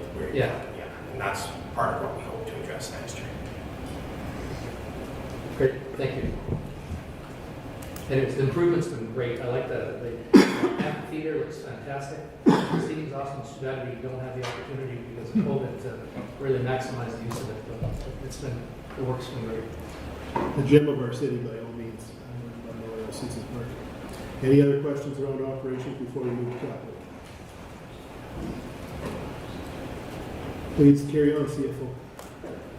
Under the capital program, I'm just checking the notes here. Under the capital program for aquatic centers, whirlpool skimmer replacement and concrete repair, 100,000, and that's been accepted. Blinds, 10,000 accepted. Interior painting, 50,000. Exterior renovations, 50,000. Locker replacement, 250,000, and deferred. Exterior door replacement, 12,000, that's under arenas. Exterior door, 12,000 accepted. Facility assessment, 10,000 accepted. That would be Arch Miller, facility assessment, and Russ Robertson, facility assessment, 10,000. Lloydminster Culture and Science Center, Log Church restoration plan, 35,000 accepted. Compound fencing improvements, 25,500 accepted. Demolition, 400,000 deferred. Fleet vehicle, 37,500 deferred. Questions, comments? Councilor. So the deferral of demolition, is that, which part are you referring to? The junk on the east end? So that refers to the existing Culture and Science Center as it stands. Okay. Till we get a new building ready to be moved into and move it in. We felt the time was pretty restricted to get a complete demolition done in 2021, so we're saying it's still going to happen. It just, we'll plan to do it in 22. Gives us more time to procure and bring a contractor. So to get it done. that's for the Fuchs display and. That's everything. That's all I got. That's the entire building, excluding the South Tours and building or Studio 2 that we refer to as. Okay. So from the bio clinic, oh, sorry, go ahead, Councilor. Sorry, just wonder, is the log church restoration plan, is there any grant funding or anything available for that? I'll defer that to you, Joel. I just know through COVID, there was lots of different arts and things that were removed. Yes, we have looked for grants for that plan, but most times plans aren't able to be submitted for the grants. It's usually the work that actually be able to submit for the grants. So we need to do the plan, and then hopefully when we find out what needs to be done, we can look for grants on that. Okay, perfect, thanks. With the BioClean Aquatic Center replacement, repairs, and anything internal, I would imagine that would be scheduled with the annual shutdown that occurs traditionally in later August. Is that the plan would be at this time? Usually during that time is when we would do repairs. Absolutely. Councilor Torson. Thank you, Your Worship. Just on the log church restoration plan, 35,000 seems like a lot. Maybe I'm wrong, but just for that particular item, and I'm not an expert on the subject, just I know a little bit about architectural engineering fees, the normal percentage of how much it costs to actually do things. That just 35,000 sounds like a whole lot. Yeah, I do have Natalie in the other room, but I do know that Natalie's been researching it. It's not your typical building plan, right? You got to be able to do it in a certain way to keep the design and the historical value there, and because it deals with real wood logs, there is an increased cost compared to other plans for just as-built buildings or something like that. Okay. Yeah, well, to me that makes sense as to why it would be, we'll say, twice maybe the price it would be, but I imagine A, it's an old building, B, it's got a specific design you're going to want to adhere to, and then C, it's the materials it's made out of. So I suppose I could understand that. Sorry that I had to get that all the way here. You did a great job, Joel. The other one I was going to ask about, was just on the facility assessments. Well, not really ask, more comment. I know we just did a facility, well, we did an assessment of the buildings, but what's different between the building assessment and a facility assessment? When we did the building assessments, we didn't actually do a full building assessments on the Archie Miller and the Russ Robinson. So essentially what we're doing is the building assessments on those two pieces. So those two buildings, when we did the big one, we still had assessments that were only 4 or 5 years, or I think they're 5 and 6 years. Now they're 6 or 7, 8 years old, and so it's time to do a building assessment on those. Okay. The building assessment you did, the only part of those buildings we did was a plant assessment, just to make sure those plants were safe. But we didn't actually do the full structure of those two buildings. Okay, thanks, Joel. So I guess that, I don't think I understood that before. Maybe I just overlooked it when we did like the RG, because I know we've talked about the RG as having a limited lifespan.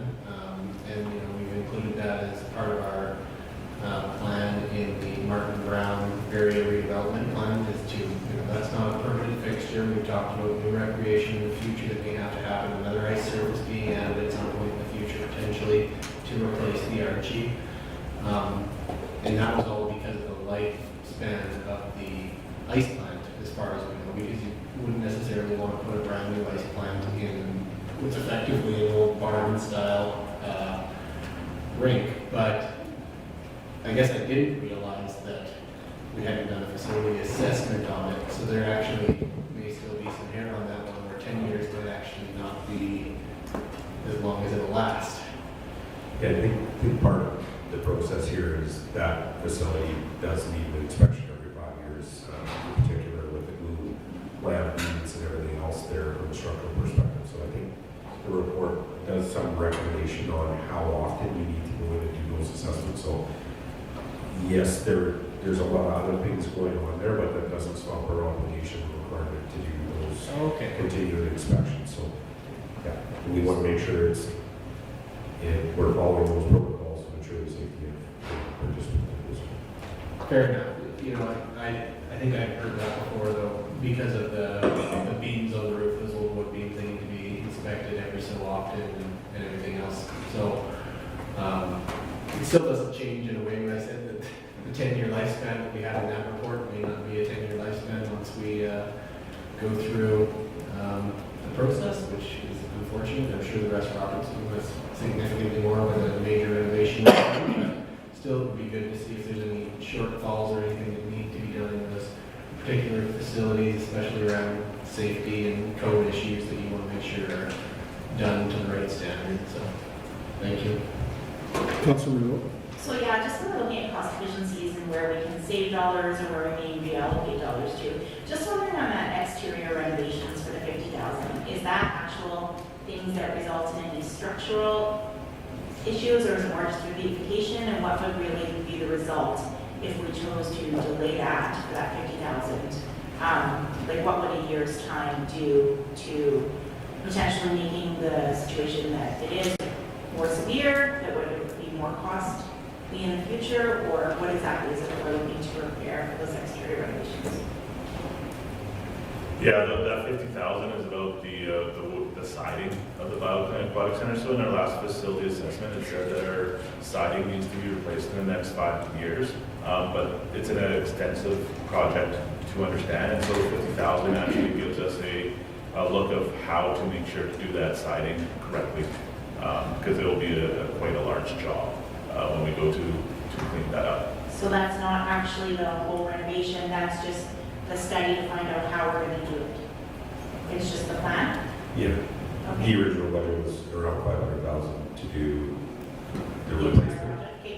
What we feel is important is we have somebody who has a consultant come in and tell us what needs to be replaced, what are we replacing with, how does that go, basically the design of the exterior renovation project, and then we'll ask for the capital in 22 or 23, depending on the actual need. So it's preparing shovel ready Okay. for the future. Thanks. Any other questions on the capital list currently before us? CFO, if you'd move us forward one more. The next slide continues in the agriculture.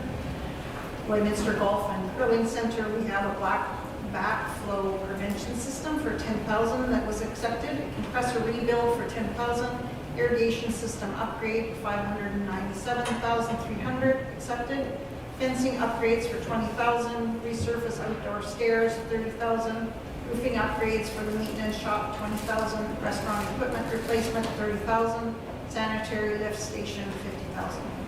Under the parks area, we have cemetery development, $100,000.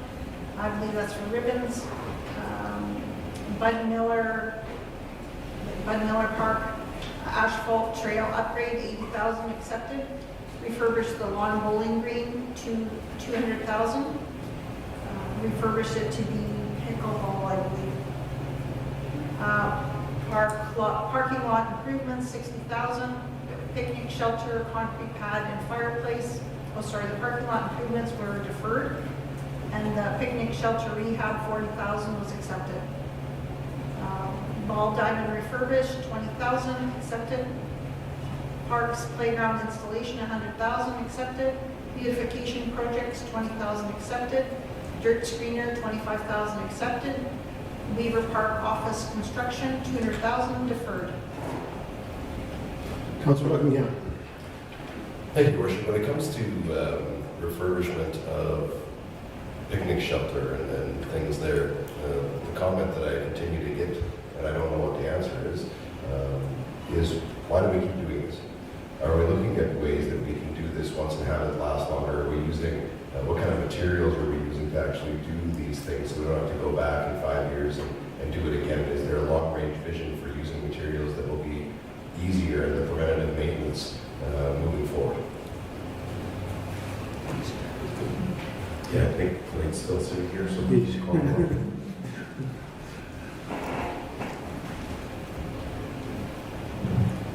So with the picnic shelter area, we did siding, and that this year we did the doors.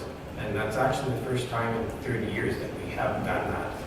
We've done some painting and covering up of graffiti and that, but we really haven't put any money into that except for we had reshingled the building. So this year we did the doors, the siding, and we went with cedar again because it did seem to last. Like I said, we got 30 years out of it last time, so we went back to the cedar and sealed it.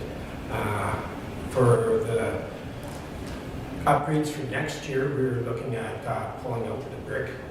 And we're looking at that as a safety issue more than anything, and going to concrete to try to take away the tripping hazards. And we're looking at trying to upgrade that fire pit because it's starting to crack up and breaks. So really, it is the first money we put into that building in really 30 years. So it's due. It's due. This gives me my answer to go back to the concerned person and say, that stuff lasted 30 years and we anticipate it lasting for a long time again. Yes, we do. Oh, good. I'll go around the circle. Councilor So I Batchel. refurbished the lawn bowling, so I just want to make sure I heard it correctly. So the lawn bowling out, pickleball in. And or basketball court. Okay, so how are we going to decide that? So looking at that, lawn bowling green has basically our usage has gone down. And Zero. yeah, it's zero. And it needs to be refurbished. So to get someone back in to even use that, we need to redo that green, and that in itself is expensive. So we were looking at clay capping it, paving it, and developing multi-use facilities. What I would like to see there, where we could have possibly basketball, pickleball. It's a fairly large area. It's 120 by 120, so it could accommodate potentially both. So I haven't done a finalized plan on it. We're kind of looking to see what kind of interest we're going to get to move forward on it. So budget was based on clay capping, paving it, which was up at around $140,000, and then we were looking at about 60 to finish it to where we could make it a multi-use facility and redo fencing and things like that. Now, pickleball is hugely popular amongst the snowbirds. Yeah, and we've been getting lots of requests for pickleball. We've also been getting lots of interest for basketball courts out there. We've had several requests coming. So Is that space big enough for both? I'd like to see a design, yes, it's pickleball, it possibly could happen, both. You might have to put a fence down the middle of that, but like I say, it's 120 by 120, it's a fair sized area. So. Yeah, I guess the only other thing I was thinking about the basketball is maybe we can carve out a parking lot. Because I mean, most of the times in Lot 3, it's rare that I see that parking lot absolutely maxed out unless it's a special occasion. It is busy at night, so when snow pitch and things like that are going, I find that's very full nights. Yeah, I was just going to add, Your Worship, we've also had interest from some of our user groups, clubs within the city that may have some interest in doing some fundraising for a project like this. So that's something we'll also pursue a lot more as we move forward with the larger project like that. Yeah, the only other thing I was just thinking that you're mentioning, I think it's Don, is that I know in the past that one of the projects that was being proposed was new tennis courts, but on the northwest corner of the LCHS property. And so I'm just wondering whether the basketball and the pickleball and everything has to go into, Bud Miller, because all we're doing is continuing to increase the pressure and usage in that area. So if there's a possibility of pressure, let's say, either one of the school divisions or in one of the parks to be able to put that in, I think it would take away some of that pressure and spread people around the city a little too. I mean, we have, the Martin Brown area. Is there a possibility to put that in? Because I think we have we have basketball, the nets in there at this point, don't we? Or what's left there? The plan? Yeah, No, they had basketball nets. there is still a pad in. Yeah. That's what left.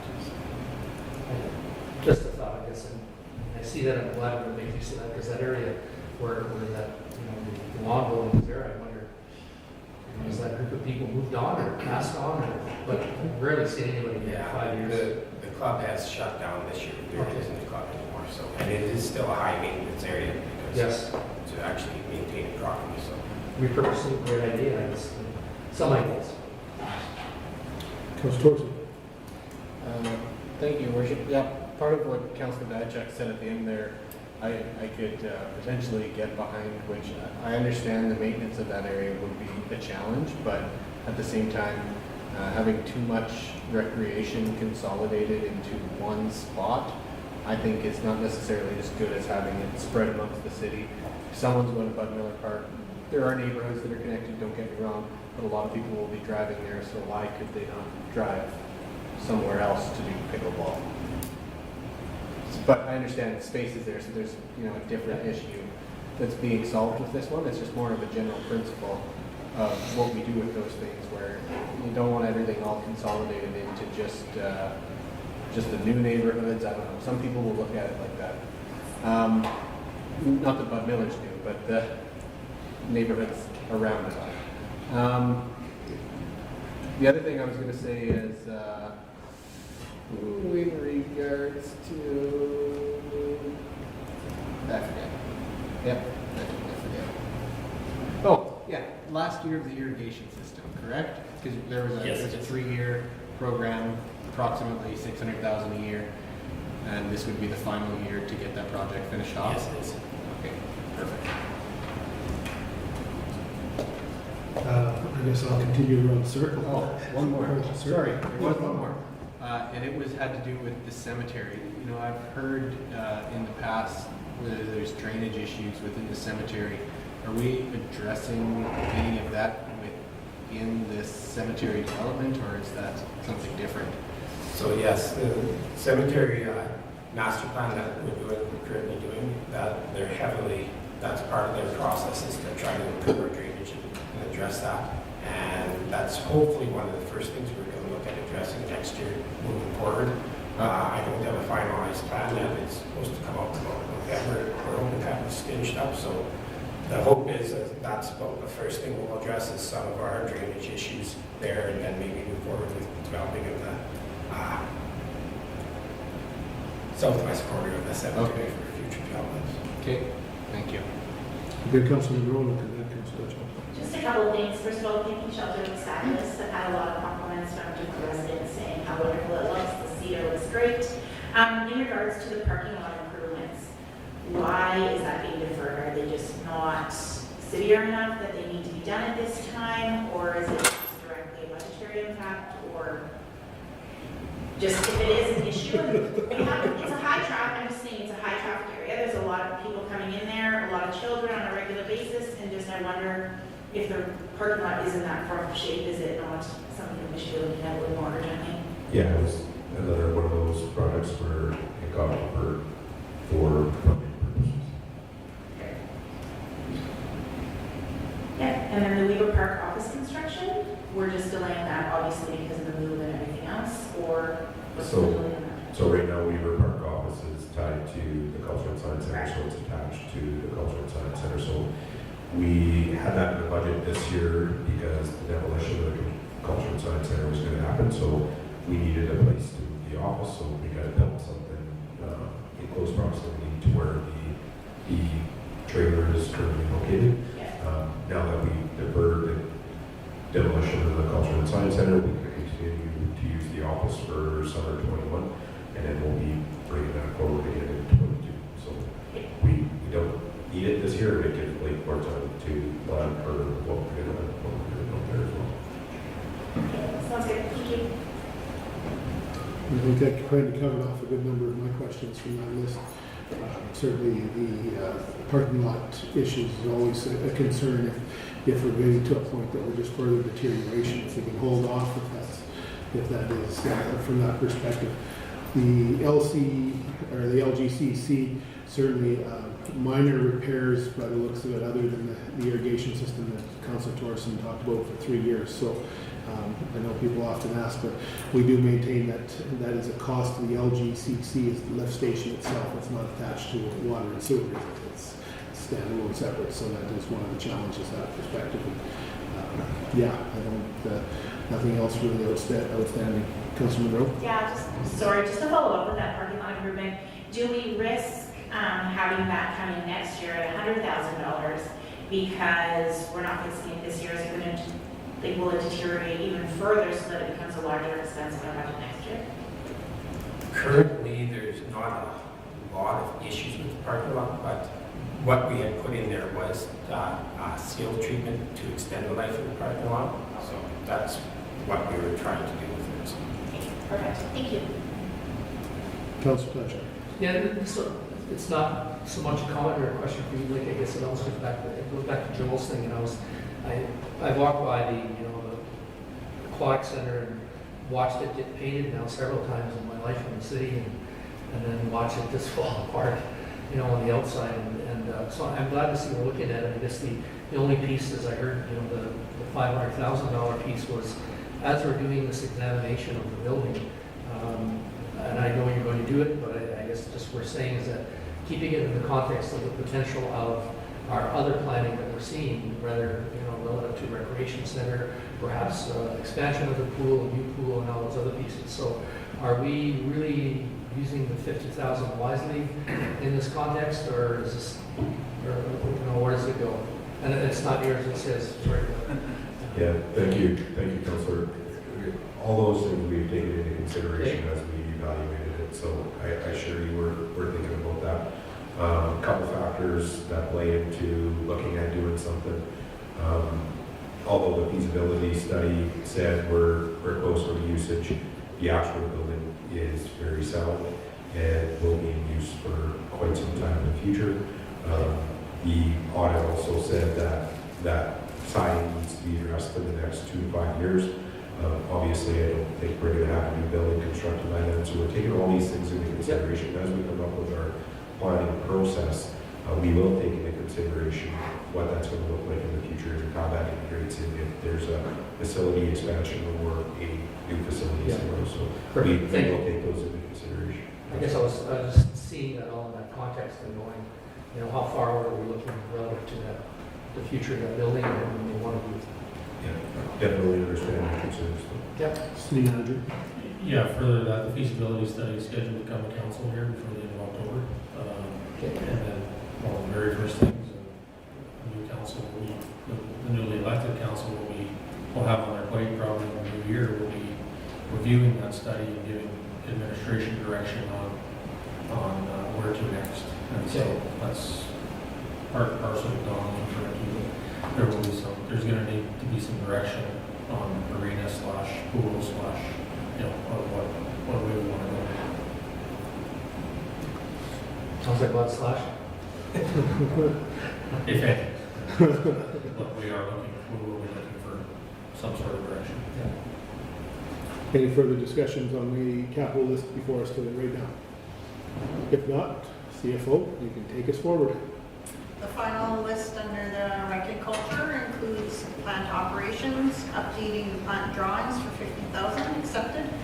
Compressor rebuilds, 35,000 accepted. Condenser fan replacement for 15,000 accepted. Vibration analysis and monitoring for 25,000.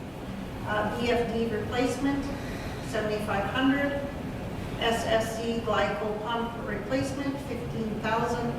Integrity management system, 15,000. Condenser walkway, I believe that's at the pool for 35,000. Spray park sand filters and equipment for 10,000. Archie Miller R22 refrigerant, 10,000. And then under rec and culture, we have building designs for 200,000. Sports, service sports center, we have internal mechanical duct cleaning for 90,000. Floor scrubbers for 40,000. Asphalt parking lot rehabilitation for 156,000. Electrical panels relocation to the admin office from rental space for 46,000. Admin office heating upgrade, 32,000. Questions? The compressor rebuilds, is that a multitude of compressors or is that detached to one particular building? 35,000.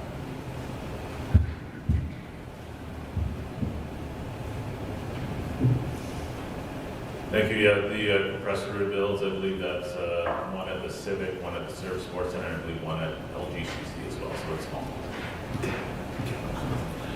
Three buildings, okay. The updated plant drawings, is there any particular, again, is that a multitude of buildings or is that just one plant? That'll be all the plans. We need that for our B52, and it needs to be an engineer stamped drawing. Okay. That's part of the code we need to follow. It's a new requirement. Well, it's not a new requirement, it's a requirement that we have. Yeah, we've got to get up to speed. Okay, Councillor Buckley, And Councilor Monroe actually had that before. apologies. Councillor Monroe. Just in regards to the spray park, this spray park and filters and equipment upgrade, although small price point, are the filters just a side maintenance thing, or what is that in regards to?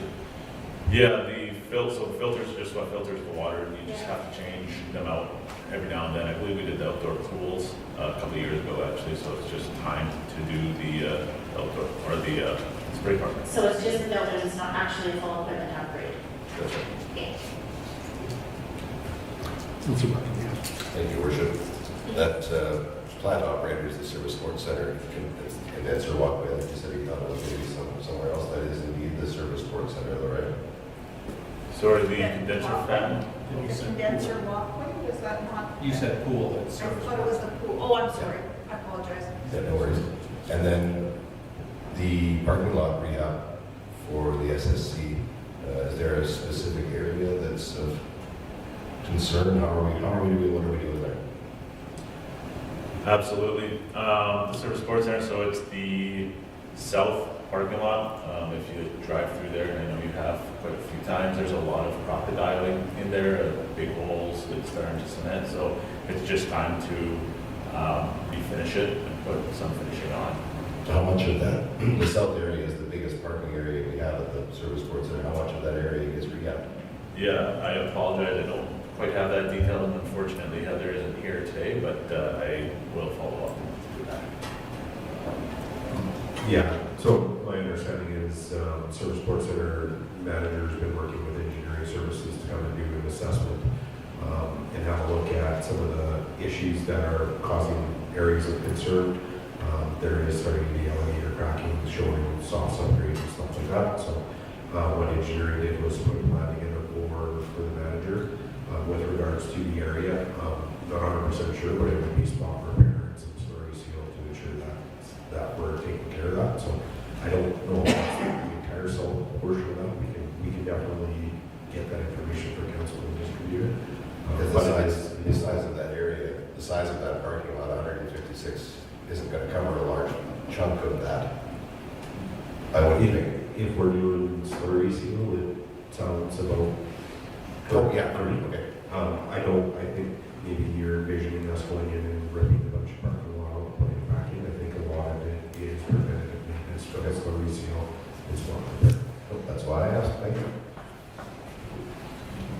Anyone else? From the recreation and culture building designs, is that then to further the recommendation coming to the new council with, from that perspective, the 200,000 that's earmarked for building design? Is that, Sorry. that's the future, would be a future recreation facility for the 200,000 as recreation, cultural services, recreation, culture, building designs, 200,000? Thank you, Your Worship. So currently in our 2020 budget, we have money allocated to start those planning process. And again, this is tied to what the city manager was talking about with bringing the feasibility study forward. And this is adding to the funding we have in 2020 in order to start the preliminary design process for a facility that council provides direction on. Councilor Torson. Thank you, Your Worship. I may have missed it. What is the integrity management system? Yeah, the integrity management system is a new system that's being required of plant operations from Alberta Regulatory. So it's a system that we need to replace. I think we have to April actually to get it done. What does it check the integrity of? I guess It's tied to the B52 regulatory requirement. We have to do an integrity of the system. So, I don't know, maybe you want to pull Randy and then explain that. Oh, it's just on he's right there. He's right there, he's the guy, he's the guy, so. thank you. I can only assume, but I don't want to assume this one. So the integrity management system is a new regular requirement from ABSA. It was effective the 27th of April of this year. That's why it's new. Okay. So it's an all-inclusive, all-encompassing requirement. It goes, I'm not going to go through all the details, but it includes right from the design of your plans and whatever you're dealing with, right to construction, operation, maintenance, repairs, integrity, audits, and then decommissioning them. It's like a whole complete system. So it's not just one little part of it. It's all inclusive. And that, like I say, it just came out on the 27th of April. So this is something that's relatively new, but it's a requirement. I still don't know what it is, but that's okay. Maybe I'll figure it out. So it's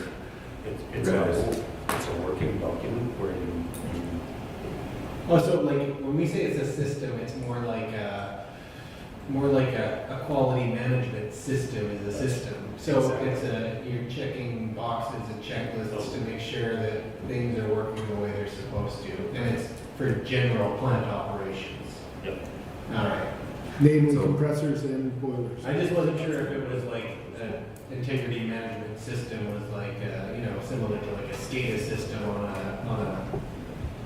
pipe system. I don't know. So yeah, that makes more sense. Yeah, it's my like part of these requirements or changes in these regulations and requirements would be tied to the incidental burning with the recommendations that are coming out there, and now they're being imposed on municipalities across the board. By the way, thank you for your response, and it seems like, especially when you hear about incidents like Bernie, and I know we've had a couple small ones where the fire departments had to come out at the golf course a year or two back, and there was similar issues. It's scary stuff, and that is a very small price to pay to have a system that's got all the right checks and balances to have both our users and our employees safe. With some of the nasty stuff that we have in some of these plants. So thank you. From the perspective of the plant vibration analysis and monitoring and repairs, is that going to become an operational, the analysis, or is that going to be, because that's almost an operational, in my mind, I understand the repairs how are we, is it the cost that drives it to the capital? Right, it's the initial setup. We did last year, in December, an initial migration analysis because of our report that we did to figure out our problems.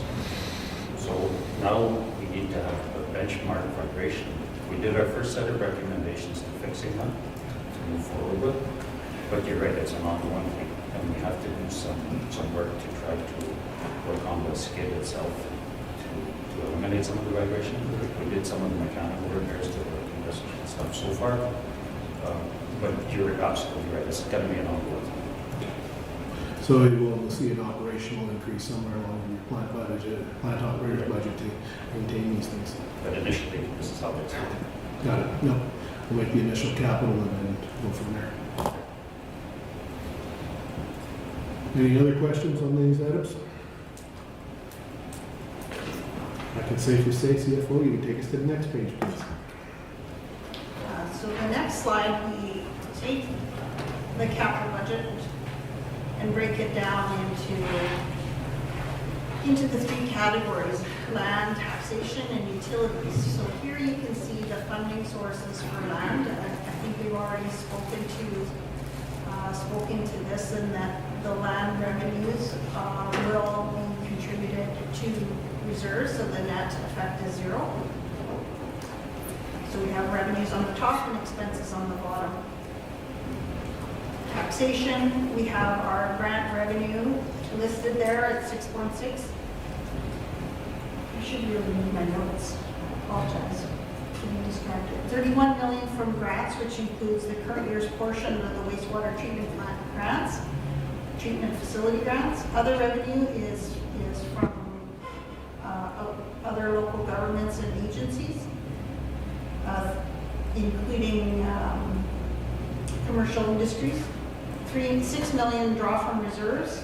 Debenture, which is in the current year's portion of the wastewater treatment facility debt. Operating funds of 7.7 million. This is less than 2020, where we spent 8.1 million. Project costs. Majority of the project costs relate to road infrastructure, recreation, and utilities. You can see here that we show funding of 460,000 and need council's direction and input on how to proceed on that to cover that off. So whether we pull it from reserves, whether we continue to reduce some programs or increase taxes, or that we need to fund that in order to balance that portion. Then the next slide shows our capital requirements. So what we, now we're getting into, so. If I could stop you for a second, CFO. Councilor Buckingham? I'm sorry. So I just wanted to go back to that 460. This is draft one. I have to think that perhaps you guys had thoughts on cutting out that 460 out of projects, what that might look like if that happened. If there was a number of projects that were on the bubble of importance. Because I think if council's going to make a decision on doing this, there's the raised taxes, there's the cut services, there's the transfer of reserves. I kind of wanted to know what it would look like if we cut that out of projects. Just for comparisons, not saying I want to do that, because the other thing that concerns me out of all the things we discussed today is we're deferring this and we're deferring that, and how much are we kicking the can down the road, right? So I'm not saying I'm in favor of cutting the $460,000 worth of projects out, but just for clarity and information purposes, I'd be a little bit curious as to what the administration recommended out of that. Well, I can try and answer that, but at this point, an administration went through it a very difficult time cutting the projects that we already had in place, or that were already deferred. So when you look at $460,000, it's not without cutting road infrastructure, water and sewer, the golf course irrigation, you know, those types of projects, there's not a bunch of, you know, that level of projects, that, you know, you could be looking at up to 10 projects at $30,000, $40,000, $50,000 a piece that we would have to cut, which we're not, you know, as administration, we're not excited to do, but we also understand there's financial implications to doing that, whether it be raising taxes, which, you know, we're already looking at 3% based on this budget. You could draw from reserves, and drawing from reserves, we've been working hard at putting money into reserves, and so drawing money out of reserves is you know, is an option, but is it optimal? Probably not.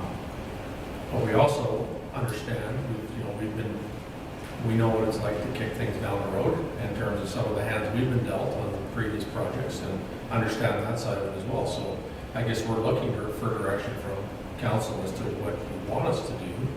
We're open to any of the options, but we also, I probably got another, you know, $250,000 worth of projects that we talked about that we may want to include in the budget too,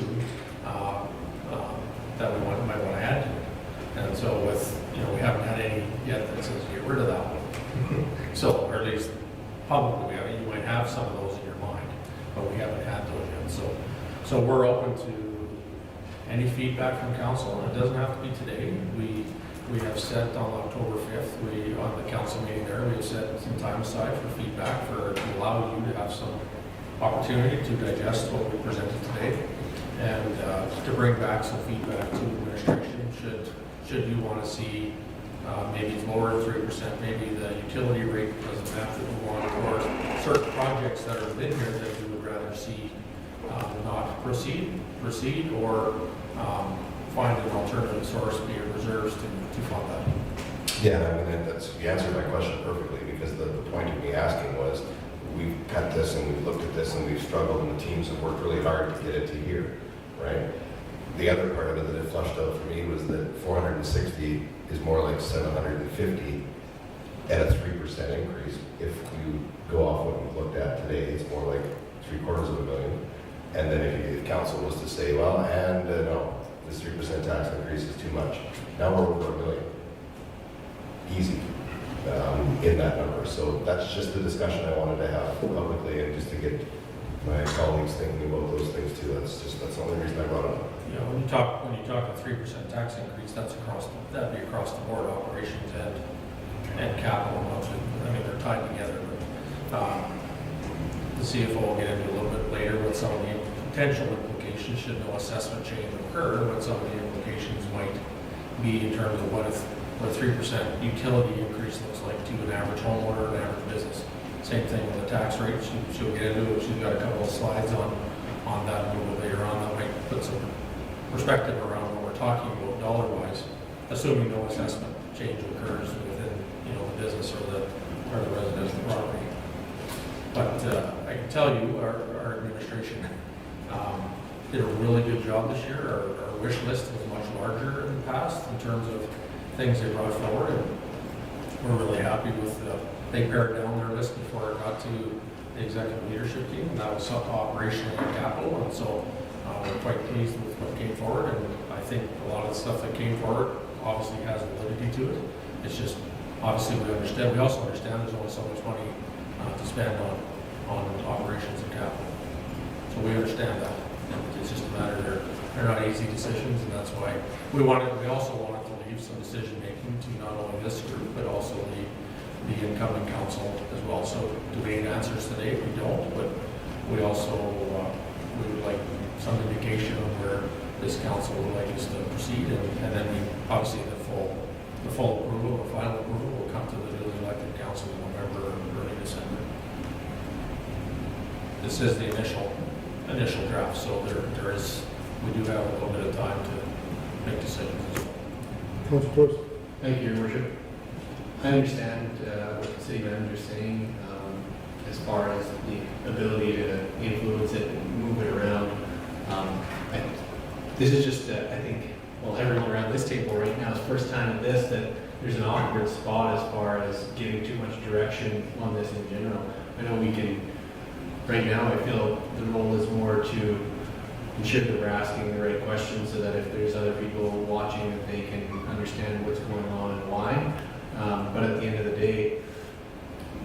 telling the city administration to tighten it up so that it's balanced is one thing, but at the end of the day, it's not gonna be your call, so I guess the only thing we could really say is, yeah, tighten it up and get it balanced for the next version of this. And maybe there's one or two pet projects where you're really thinking this has gotta be on there, so something else has gotta go. That's another thing, but in general, it's hard to say what the role is as the elected at this moment, other than what we've done today. For sure, those are fair comments, and again, this is intended to be an Yeah. information session at this point, and fully understand that the newly elected council will be the one voting on this and eventually approving it and giving us directions. So we get that, but if there are some projects that you think are out of this, not applicable or something you don't think fit, then we're open to those suggestions prior to, and we can adjust. If I could, I guess the other piece too is, I want to be able to take this all back and digest it, because I think when we had our report on community engagement, I want to go back and make notes around that. How does this budget reflect what I thought the 200 or so people responded and said what they saw as priorities, where they're prepared to spend, and see increases and decreases, and how does it align? And I'm assuming that you folks have done that in this process, but in terms of answering to the public, I want to be able to go back and review what they thought was important, what I see here, and I guess the discussions we have here. So I think now is way too early in this process. I think what we have here is, here's a whole bunch of stuff, look at it, here's what these people think is important, here's what we put together to make the city run, and we're going to have to come back and, because we're not balanced. And we've never been balanced to start, so shouldn't come as a surprise. Councilor Monroe? Yeah, and I would just say, that's what today's all about, is just getting information out there, asking the questions that we need to ask, but really to administration and all the management team and all the staff, what you brought to us today, I think that we can all agree is leaps and bounds from what we've ever seen before, right? We can obviously see that what you've asked from your team is to bring in a lean budget, and there's nothing that's huge standing out that we're instantly we need to cut that, right? From my view anyways, so I definitely appreciate that. I can tell a lot of work is going into this, and a lot of time and a lot of effort to bring a document to us that really, we have to take the time and we have to think about it, and we really have to take into consideration what the residents want at this point, because if anything, there's things that we possibly want to bring back, right? So for me, it's that there's nothing standoutish that, this can't be happening. I think you guys have really done a great job of bringing us a budget that we actually definitely have to look at and ask more questions to, and I hope that there are individuals that are running for council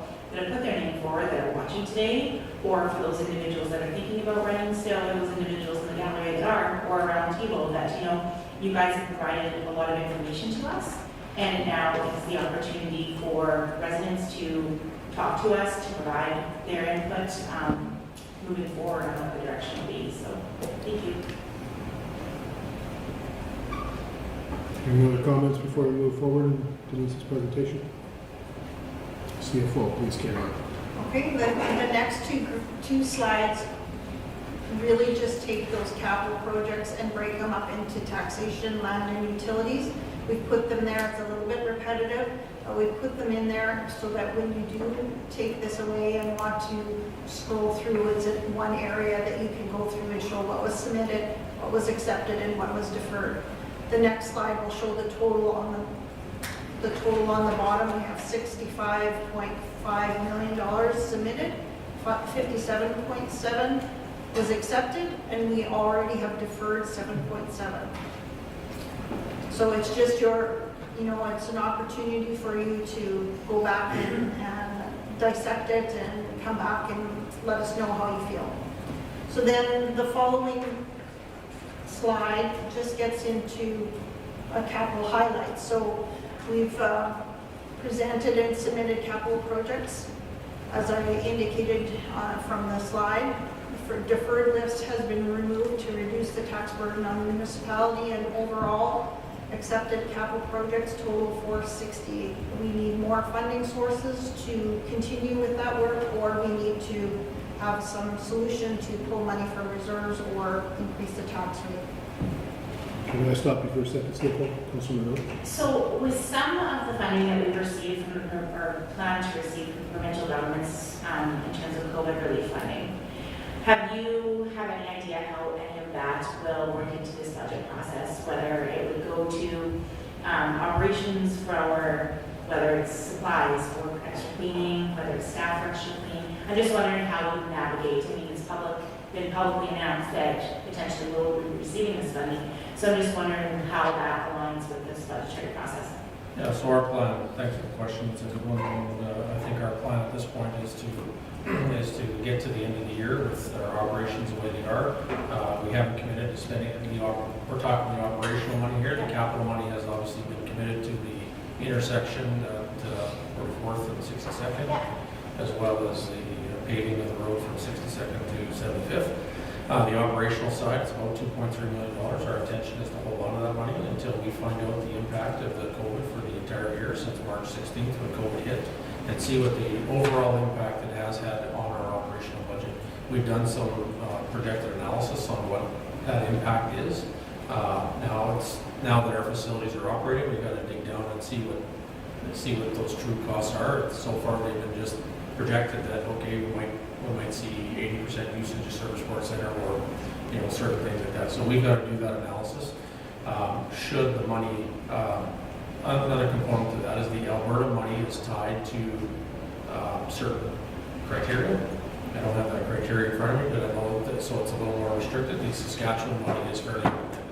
So to spend on however we want. So if we wanted to add it to more capital, we could. But I would like, my preference is to leave it till the end of the year, see what that impact has, and if at the end of the day we end up with a positive, balanced or a small positive surplus in the operational budget, then we can turn around and council would have the opportunity to allocate that money, whether they want to put it into reserves, put it into another project, maybe on some of this, projects that we don't have approved here. So it's kind of on hold right now. At least that's my preference to do it that way, just to ensure that our operational budget for 2020 is covered and making sure we don't have any shortfalls that way. Perfect. No, I think that sounds good, and I just think it's important for, I'm sure that there's residents out there wondering, we present this budget and we present a budget that's saying, well, we have $460,000 that we need to. So people may be questioning, well, what about this funding? So I'm glad that you clarified that, and I think that's a great direction to take, because we could be coming up with a much larger deficit at the end of the day once we figure out what all those numbers were and the impact of COVID. So thanks very much. Councilor Miller? I think Councilor Manhole just touched on it, but my understanding is that the primary purpose of this is to offset any deficits that we might incur as a result of COVID. So for us to see this as a surplus somehow, I don't think is, For sure. that's like several steps down the road. Well, let's see we're at the end of the year and address the deficits, because otherwise we're into reserves. Any other comments before I turn it back to CFO? CFO, please continue. Okay, so what does this mean in dollars to our residents? So the proposed impacts, we've calculated to keeping the school, you see the school levy is the second amount. We're keeping that constant. We do not know that information at this time, and we will have information on that in the spring, likely March. So at this time, we're just focusing on the municipal portion and a 3% increase in the municipal tax levy. This is just a simple math calculation. So if your taxes in 2020 were 2,362 and a value of assessment of 250,000, you pay $47 extra in taxation to cover that 3%. A house at 350,000 would pay $66 to increase. $500,000 house would have a $94 increase. Then we also look, the next slide would look at the non-residential impact. If we can go to the next slide. So the non-residential impact shows that a value of a property at $500,000 would pay an additional $170, and the value of a $1 million would be $340, and the value of $1.5 million property would be $511. Then we go into the utility rates. So For example, a utility property experiencing a 3% utility increase would, a low consumer would see a $2 per month increase. A medium consumer would see a $5 increase per month, and a high end would see an $8 increase on the residential side. The second slide goes into non-residential properties.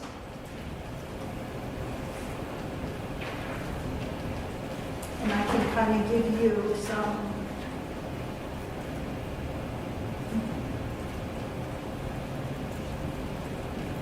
I had some examples here of them. So lower end would be office buildings and retail.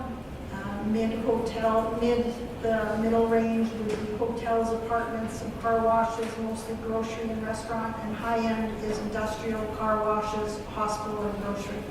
So a low end for a commercial would be $3 a month, medium would be $12 a month, and high end would be $180 a month. That being said, leads us into our summary and next steps.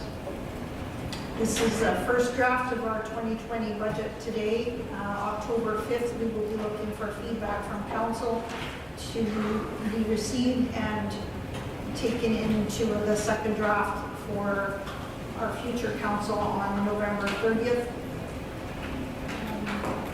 We will present the second draft for consideration.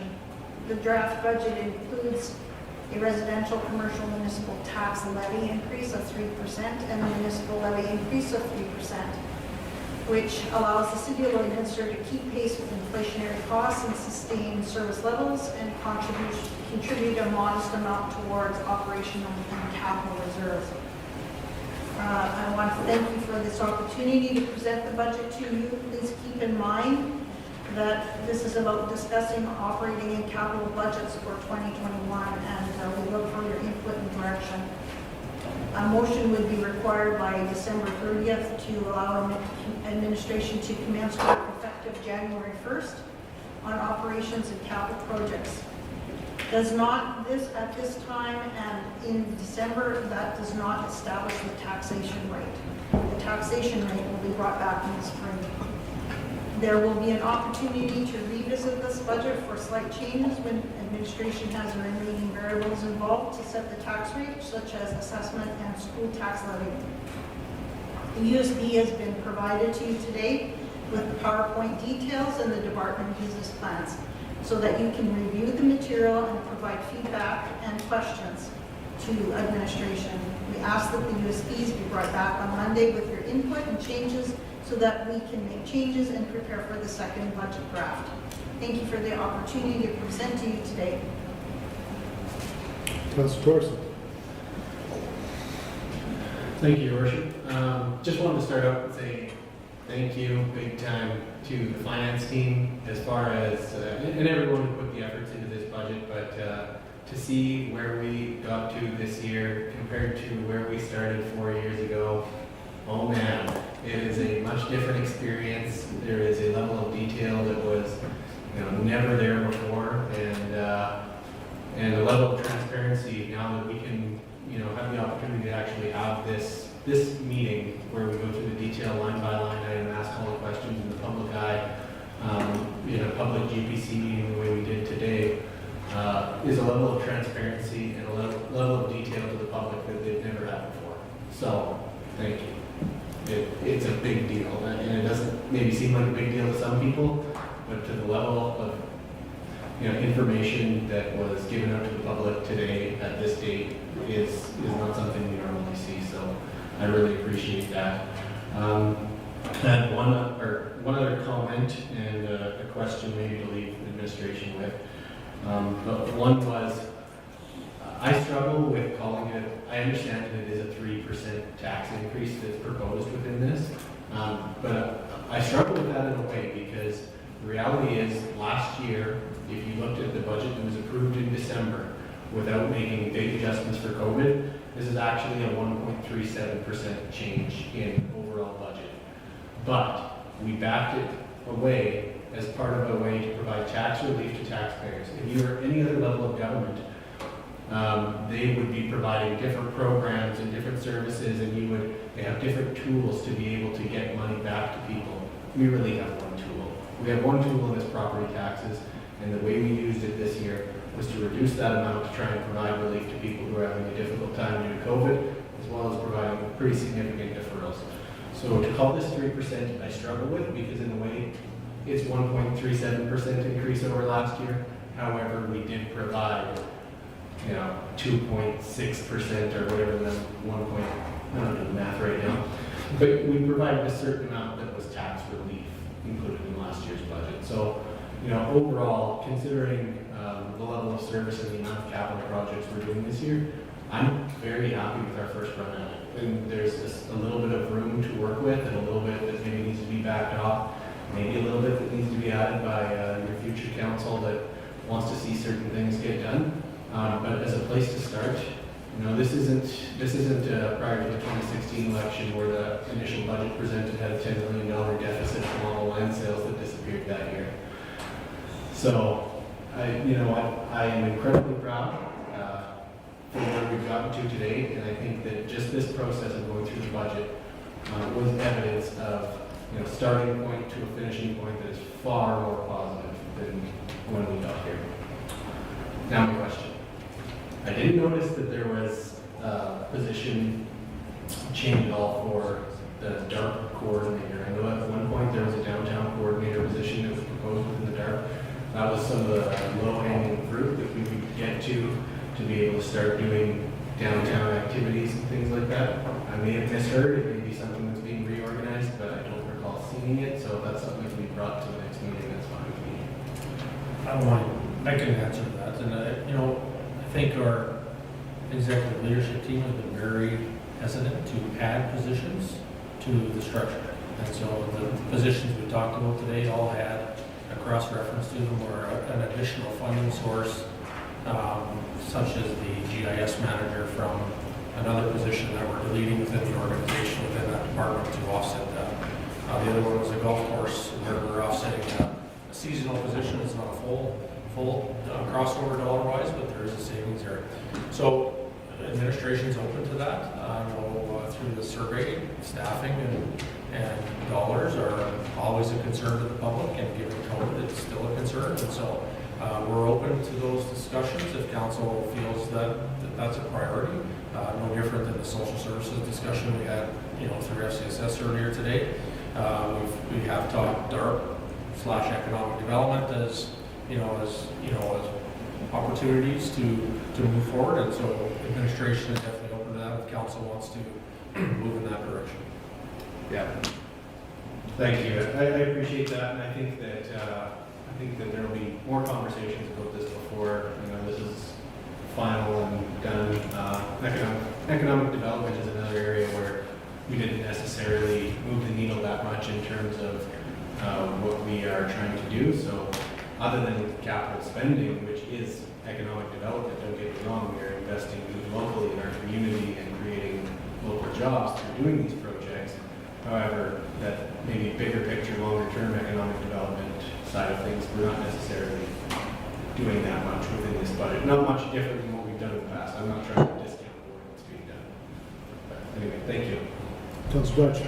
Yeah, thanks, Richard. I thank you to all the men and finance for pulling this all together. So we were reminiscing over lunch how when we asked for a detailed budget, we were told they couldn't simply have it. So we're at a far different spot where there's a level of trust and communication that I think we can all be proud of, because it's taken all of us to work at it. The one thing that concerns me and I hear about it on a regular basis is the severity in terms of the economic downturn, and the impact it may have on us locally. So aside from the number of jobs and the high rate of unemployment, part of this, as I look at it, and, as we're looking at dollars and cents that will be added on with a 3% increase, I immediately wanted to ask, so how many people are taking advantage of the deferrals that we've made available? What are those numbers and stats around payments around taxation, payments on water and utility bills and that are behind or whatever? We don't have to do those today, But I guess I think it'd be incumbent upon us to have a look at that and see where we're at overall, and maybe that's information that can be shared next week or whenever as we get further into these discussions. It's easy to look at and see, the dollars and cents that are there. Some people don't have those dollars and cents. And I recognize as well, though, that everybody needs water, everybody needs all the other services. And trying to strike the balance in this context that we live in now is a difficult challenge. Because if you don't have the roads and you don't have the water, you don't have much of a city. And nobody's going to do it. And good luck with going forward. So it's trying to strike the balance. And I'm not sure what our role is as a city in terms of being able to assist those people that are in those circumstances. And I think the only role that I think is important, I'm thinking about this piece even in greater terms, and I know Dion and the mayor and I had a small conversation about it, but the impact economic development has on our community and investing in that piece, and are we doing enough in that context? We can't sit back. We've talked about promoting our city. We never stop promoting it, and I think Councilor Carson quoted, what's the fellow who now does all the work around, economic development program, promoting your communities, should never stop, because that's an ongoing battle, and you're in it for short-term, medium-term, and long-term need. I don't have a really good answer other than, that in my mind requires a lack of hand on the part of city council to go through and say, what are we doing, and are we doing enough to promote our city and enhance opportunity for economic development and growth? What are we doing to ensure that we retain the businesses that we currently have? I know the small group that, we had the privilege to have conversations with have those concerns. And how does this budget address it, or does it address it?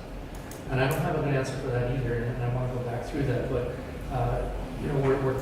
we're really we really have, in large part, a minimalist budget here. There isn't any wonderful, new, great things that we could say we're doing.